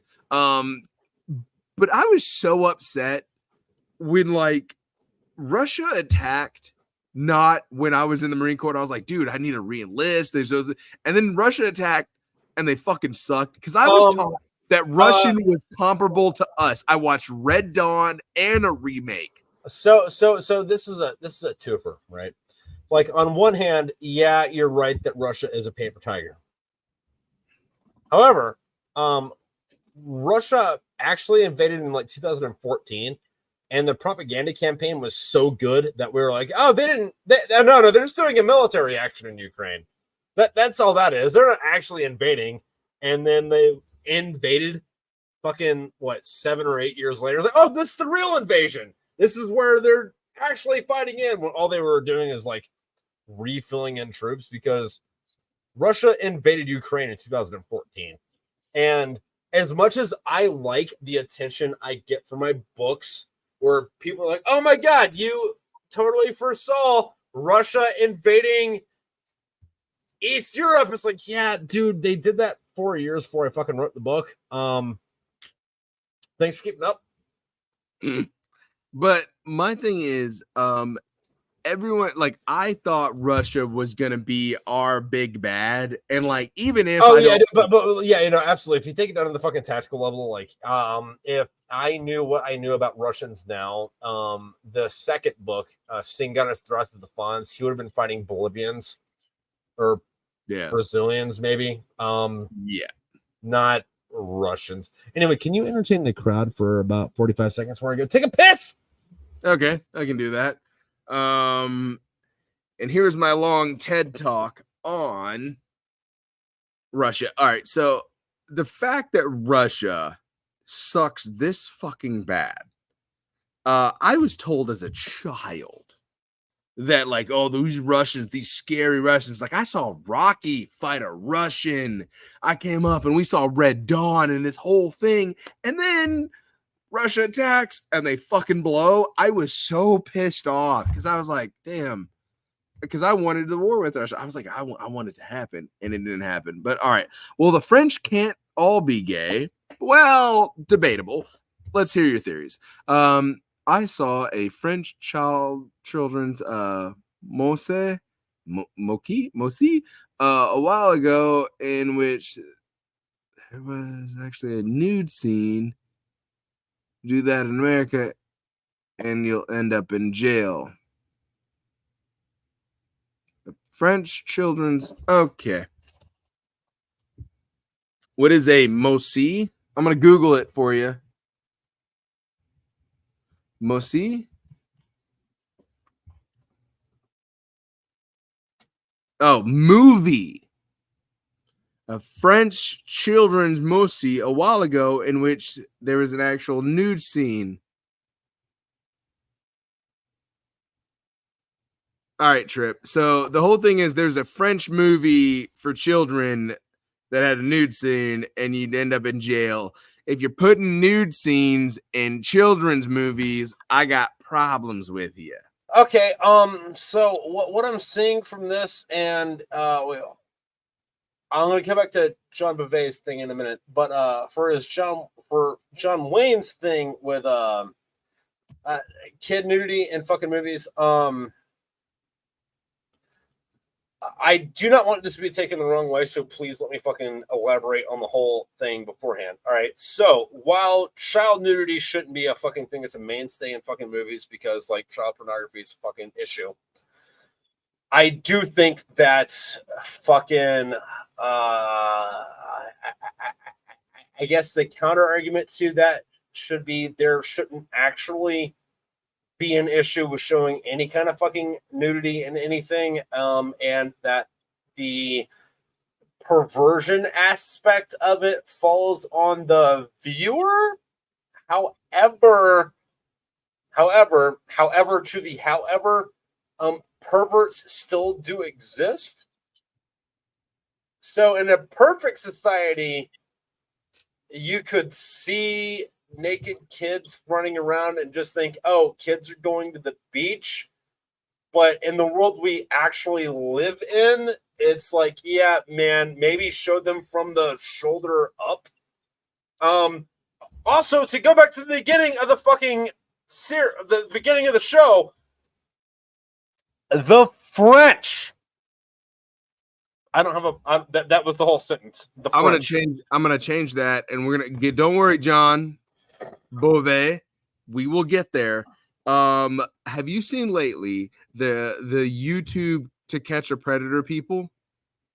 No, but I have seen a couple of memes that like are photoshopped that I wish were real but aren't. Where it's like the fucking Oscars, but like Oh, so for our next fucking person who won this gold medal, this is Chris Hansen. And Chris Hansen shows up at the Oscars. Well, you know, he'd be there for other reasons, for at least half the reasons to be there. But no, there's a big group of these people that are they're basically what is considered the modern day To Catch a Predator. Yeah. But instead of saying sit down real quick, they just beat up the guy or gal. Okay. I'm here for it. Yeah, which led me down a rabbit hole of a new thing. And after this, I will send you a clip of it. There's a guy that wanted to try a social experiment. The social experiment was being upset with his significant other and slapping them, a guy slapping a female. Here's the thing, though. He framed it as I'm slapping a girl, and then later it's I'm slapping a girl that's wearing a hijab. The difference is the setting. Anybody that does anything with film or people or anything, or even situational awareness would realize when he slapped the girl without the hijab, there was a large crowd around them of multiple different people, both male and female. When he slapped the girl in the hijab, there was only a handful of people on this park, walkway. Yeah. And all of them were female. And I'm not saying anything about female versus male thing. That's not what I'm getting at. It's just the clip where he slapped the girl wearing regular clothes. There's a lot of people. And one dude just rolls up, grabs him behind the neck and yanks him back. And his buddy gets 2 shots in and then goes checks on the girl. And I'm like, yeah, no shit. Because there's a lot of people there. You are more likely to find someone. And this isn't a question of whether people care about someone wearing a hijab or not. It is a question of some people are about fighting on an instant. And some people are about protecting people. Some people aren't. There is a divide. Yeah. Not everyone's ready to fucking hit someone or protect someone. Speak up. It's scary to speak up. So real quick, just fucking like quick pin in that. That is a completely fucking different argument on the not everyone's just ready to hit somebody. But that is a fucking valid fucking argument. That does not only fucking apply to this. That could apply to a million fucking different things. Yeah. But The other thing I'm sorry, like it's in the comments. What I will say is that let's say in a perfect world, this is perfect world fantasy world shit. It doesn't exist in real life, right? You should be able to have a scene in a sitcom where mom and dad and like little kids all go fucking like have a scene and they bathe in a river and they're all fucking nude and you show everything because no one fucking thinks about it. Yeah, no one turns it into some. Yeah. No one turns it into fucking thing, anything weird, right? Like it should just be like a yeah. Oh, like I'm gonna watch this scene and what I get out of it is in the middle of the scene, fucking mom or dad tells son or daughter life lesson thing. However, I do understand that is not the world we fucking live in. And it should be, hey, like have the camera stop here and just shoot from here up. Yeah. The problem is there are those sick bastards out there in the world, and I don't care who you are, and I don't care about your reasoning, and I don't care if it's politically incorrect. I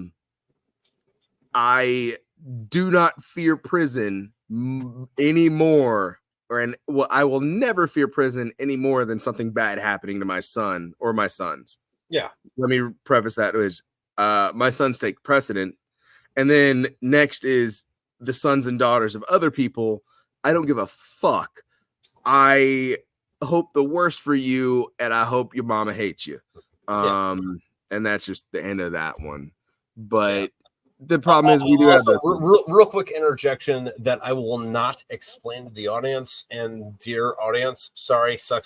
You don't get an explanation. Your kid does have like the coolest name. And we're gonna move on after that. All right, fair enough.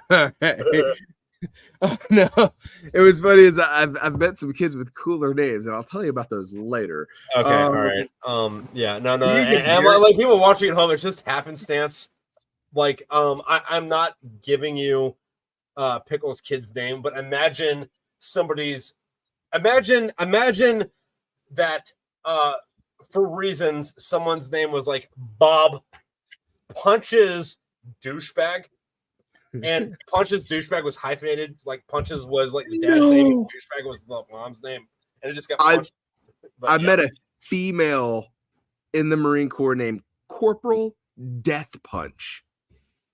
If you marry that woman, you have to take her name. I had a existential crisis when I was in 29 Palms because I got up. I was late for work. It happened that I was a platoon sergeant and it was a not PT day, so I could be. But I rolled the fucking PX at about fucking it was like 9 in the morning. Like I was super shitbagging this. And I'm sitting there and I have my monster and my fucking taquitos. And I'm checking out and I can barely fucking see straight. And I look up and the next fucking cashier over, there's a corporal main guy getting checked out. And I have a fucking problem with this because A, I'm drunk. B, I can't see straight. C, next line over, main guy exists in the fucking first place. First of all, and my thoughts are like, oh fuck, I'm not the main guy in my own fucking story because the main guy is over there. It says it on her fucking shirt. I was very upset with that. Oh god. So I've met a few of them. I've met a Savage. There was the Death Punch, which was still to this day. I was like, that's fucking the best. There's a training that I did in Pendleton with a bunch of 2-7 Marines, and there was a Pickle Simer, a Pickle Heimer, a Nickel, and a Frickle, and then me, Pickle. That is my actual last name, if anybody's fucking wondering. So Pickle Simer and Pickle Heimer obviously get called Pickle a lot. And then there's Nickel and Frickle, which sounds like Prickle. So when you're yelling across a bivouac area, so you get there's this alternate reality where all of Santa's elves got killed, right? And in their wake, the has to get brought up the B team. We got Pickleheimer, Pickle Simer, Pickle. Schnoodle, pick a hammer, pick a hammer, pick a hana. But basically, they would yell like, "Hey," and it'd come out like, "Hey, Pickle," which Pickle, like it just sounds like nickel. It sounds like frickle. It sounds, and it's pickle, pickle, and pickle. And then you're just like, yeah. All of us would start coming to it, but then you can't call one of us when the rest of us need to be here, and it might be important, but it might not. So it was like Pickle Weapons Company, or it'd be Pickle fucking Echo, or Pickle, and then like it. Armor, and they would be like, "Oh shit," and they'd run, and it was always you'd hear Echo, and I'd be like, "What? Okay, different person, whatever." Okay. So like slight side tangent. We were doing Mojave Viper. I was with 3rd Battalion, 4th Marines. We're outside of the fucking Lead Mountain. I'm with an 81's fucking platoon, and we're burning the fucking increments. If you know what this means, people at home, you know what this means. If you don't, it's not important. But it's the middle of the fucking night. And we're fucking burning some fucking shit. And the platoon sergeant walks by and he says, "Hey, who is that?" And I say, "Combat camera guy." And the staff sergeant says, "How about using some rank, asshole?" And I say, "Lance Corporal Combat Camera Guy?" And he says, "My rank, asshole." I'm like, "I don't know who's there." And then some dude like hits me in the shoulders. That's staff sergeant. I'm like, "Okay, hey, staff sergeant, is that you, bitch?" "Hey, staff sergeant, this is Lance Corporal Combat Camera Guy." That's really funny if you've been in the military, by the way. People, So Trip, you've been to Bridgeport, right? Did you do the cold weather?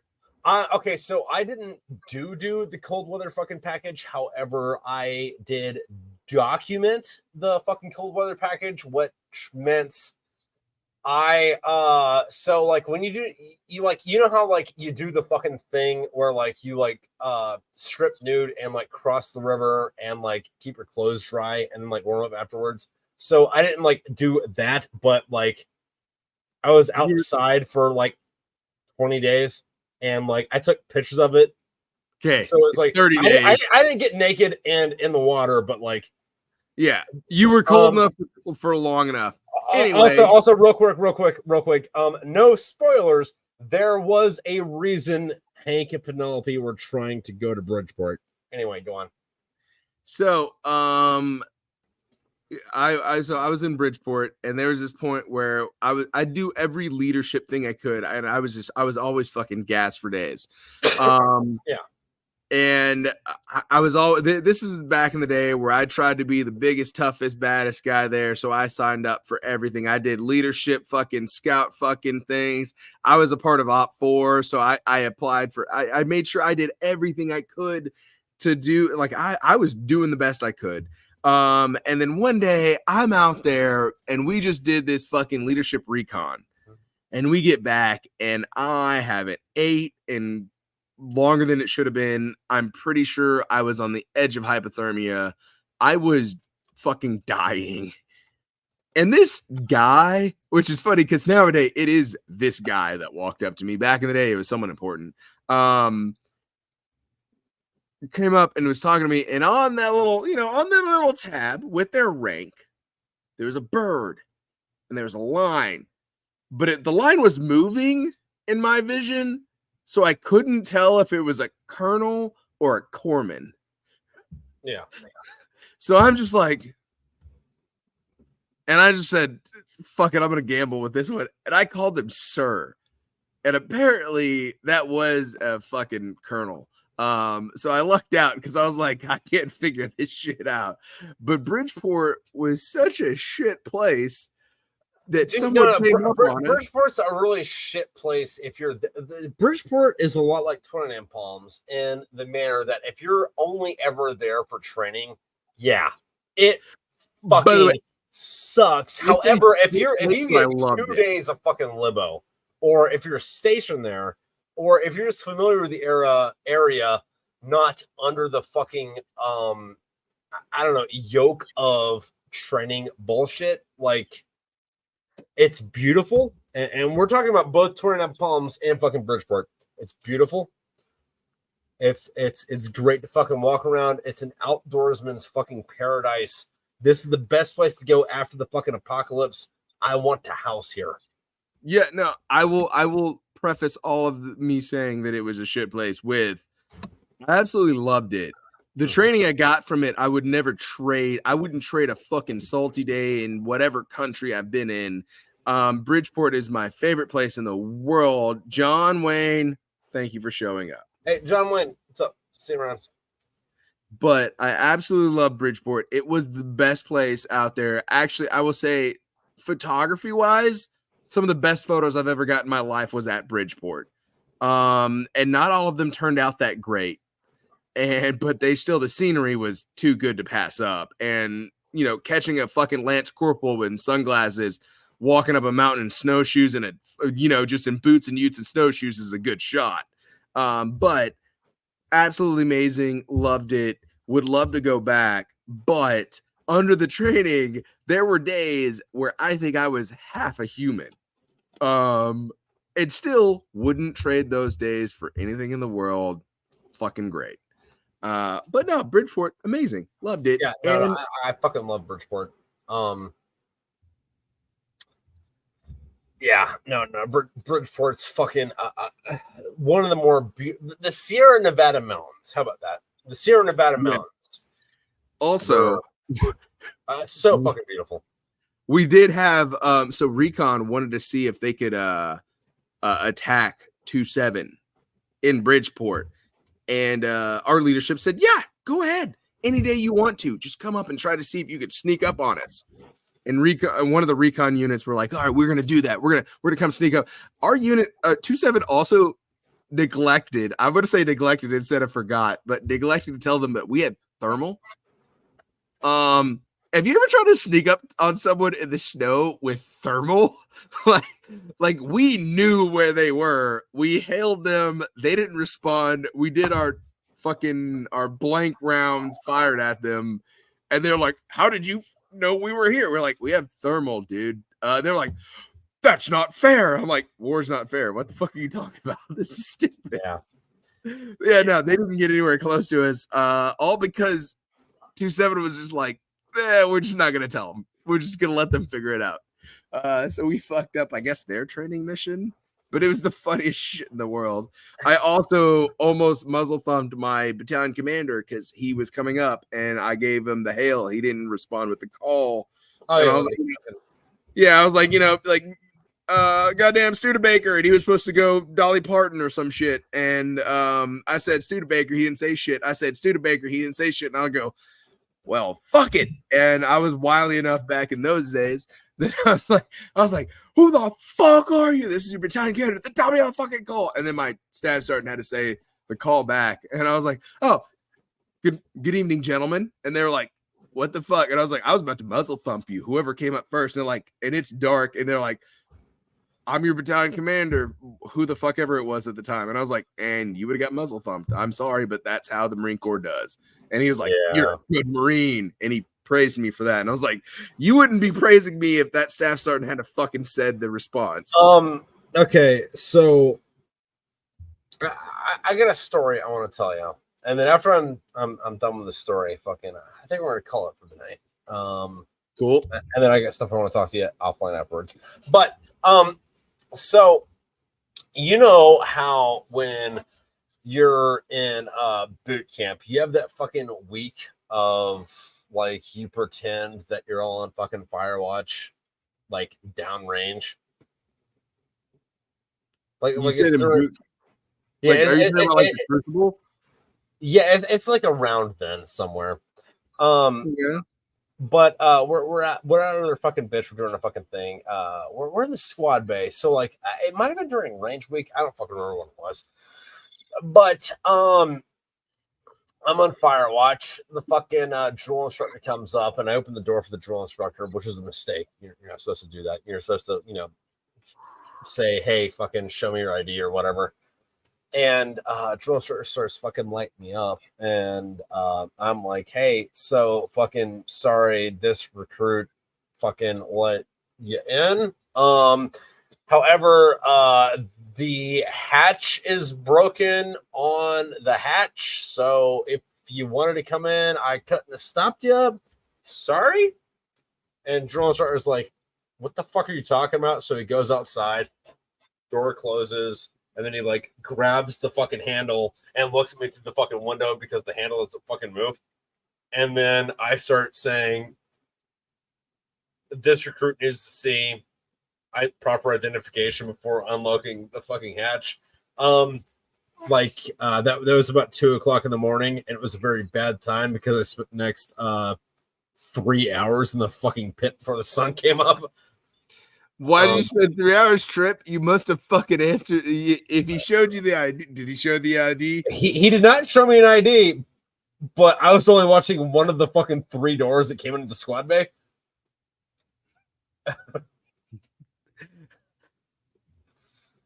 The fact that he ID'd you means that he was probably a fucking. All right, I gotta ask you, what was the stack? Oh, you know, it's funny. If you remind me later, I'll post this to fucking Instagram. When I got out, by the numbers, I am 4 times as salty as any of my drill instructors, but that's not something you want to brag about because that also sounds a little gay. Like, I'm cooler than my drill instructors. It sounds a little gay. Yeah, I had one drill instructor, but he had a Purple Heart, a Bronze Star with a V, a NAM with a V, Combat Action Ribbon, you know, the whole. He had it. Yeah, I didn't have anything that cool. My senior drill instructor looked like fucking Dave Chappelle with all 4 of his ribbons. Fair enough. See, I think I had a much larger stack than my senior and my fucking, what is it called? Not the boot drill instructor, but the middle one that did drill. Yeah. You know, the one that would always be like the kill hat. Is that what it's called? I don't fucking remember. Yeah, sure, whatever. The second most senior dude. Yeah, I know that I left with better fucking stacks than they did. Found out one was fucking comms, the other one was like supply, and then my fucking the boot one was in 2.7 back in the day. And I was like, gotcha. Enough said. Cool. Yeah. All right. Well, anyway, fucking on that though, fucking ladies and gentlemen, fucking thank you for fucking hanging out. Thank you for fucking tagging along. If you like Pickle's voice, you're gonna be a little happy with what happens. Actually, I guess over the next year, because the 4th book's taking us till June. Dude, I'm here till your books are done coming out, man. Yeah, well, I mean specifically though, fucking just for fucking book 4, because book 4 is going until June. I did the math on this. Book 4 is the longest book. It's got the most dialogue. It's got the most amount of chapters. And when I say it's the thickest bitch, I mean like it's actually the fucking thickest bitch. I don't mean like it's got bitch ass chapters. I haven't set up my bookshelf yet in the new house. No. Well, no, like right here or here. No. I mean like it's the thickest fucking bitch. And fucking its chapters are as long as fucking whatever. And like for those of you that are like, wait, what do you mean? Fucking it's long, blah, blah, blah, whatever. Like over on Patreon right now, I'm on chapter, I think 15. And like some people are like, well, what do you mean you're only on chapter 15? Like fucking book 3 is only 17 chapters long. It's like, yeah, no, those chapters are all that long.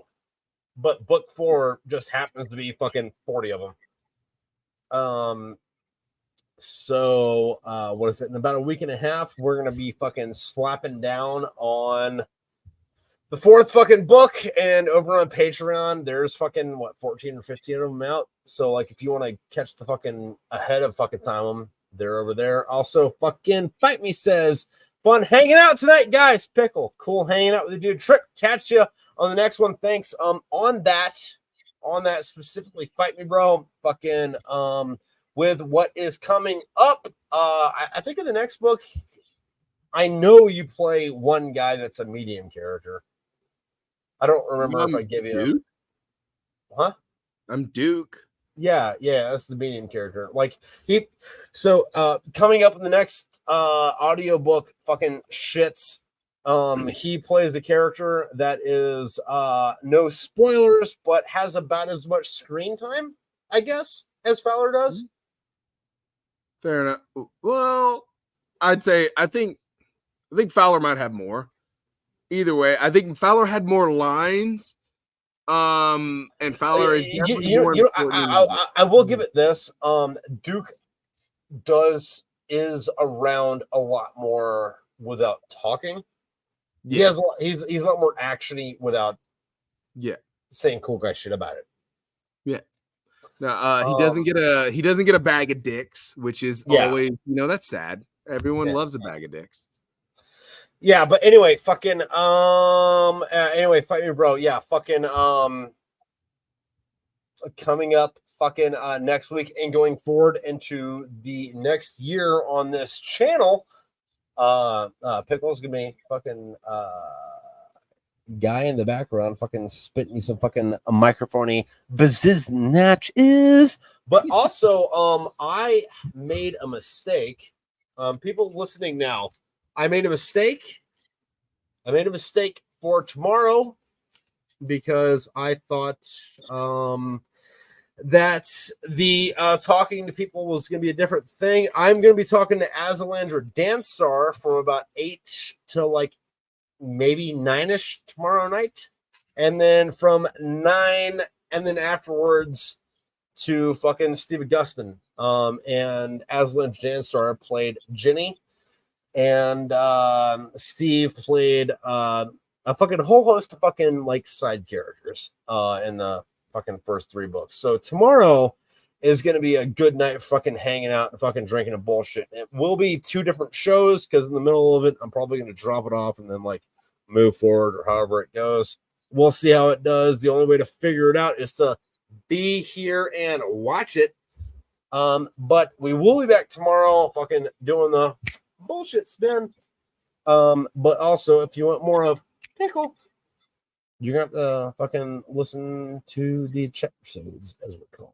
But ladies and gentlemen, I think that's about it. Do you have anything for the masses, Pickle? If you do drugs, share them, and that's about it. All right. People at home, Adi Ace.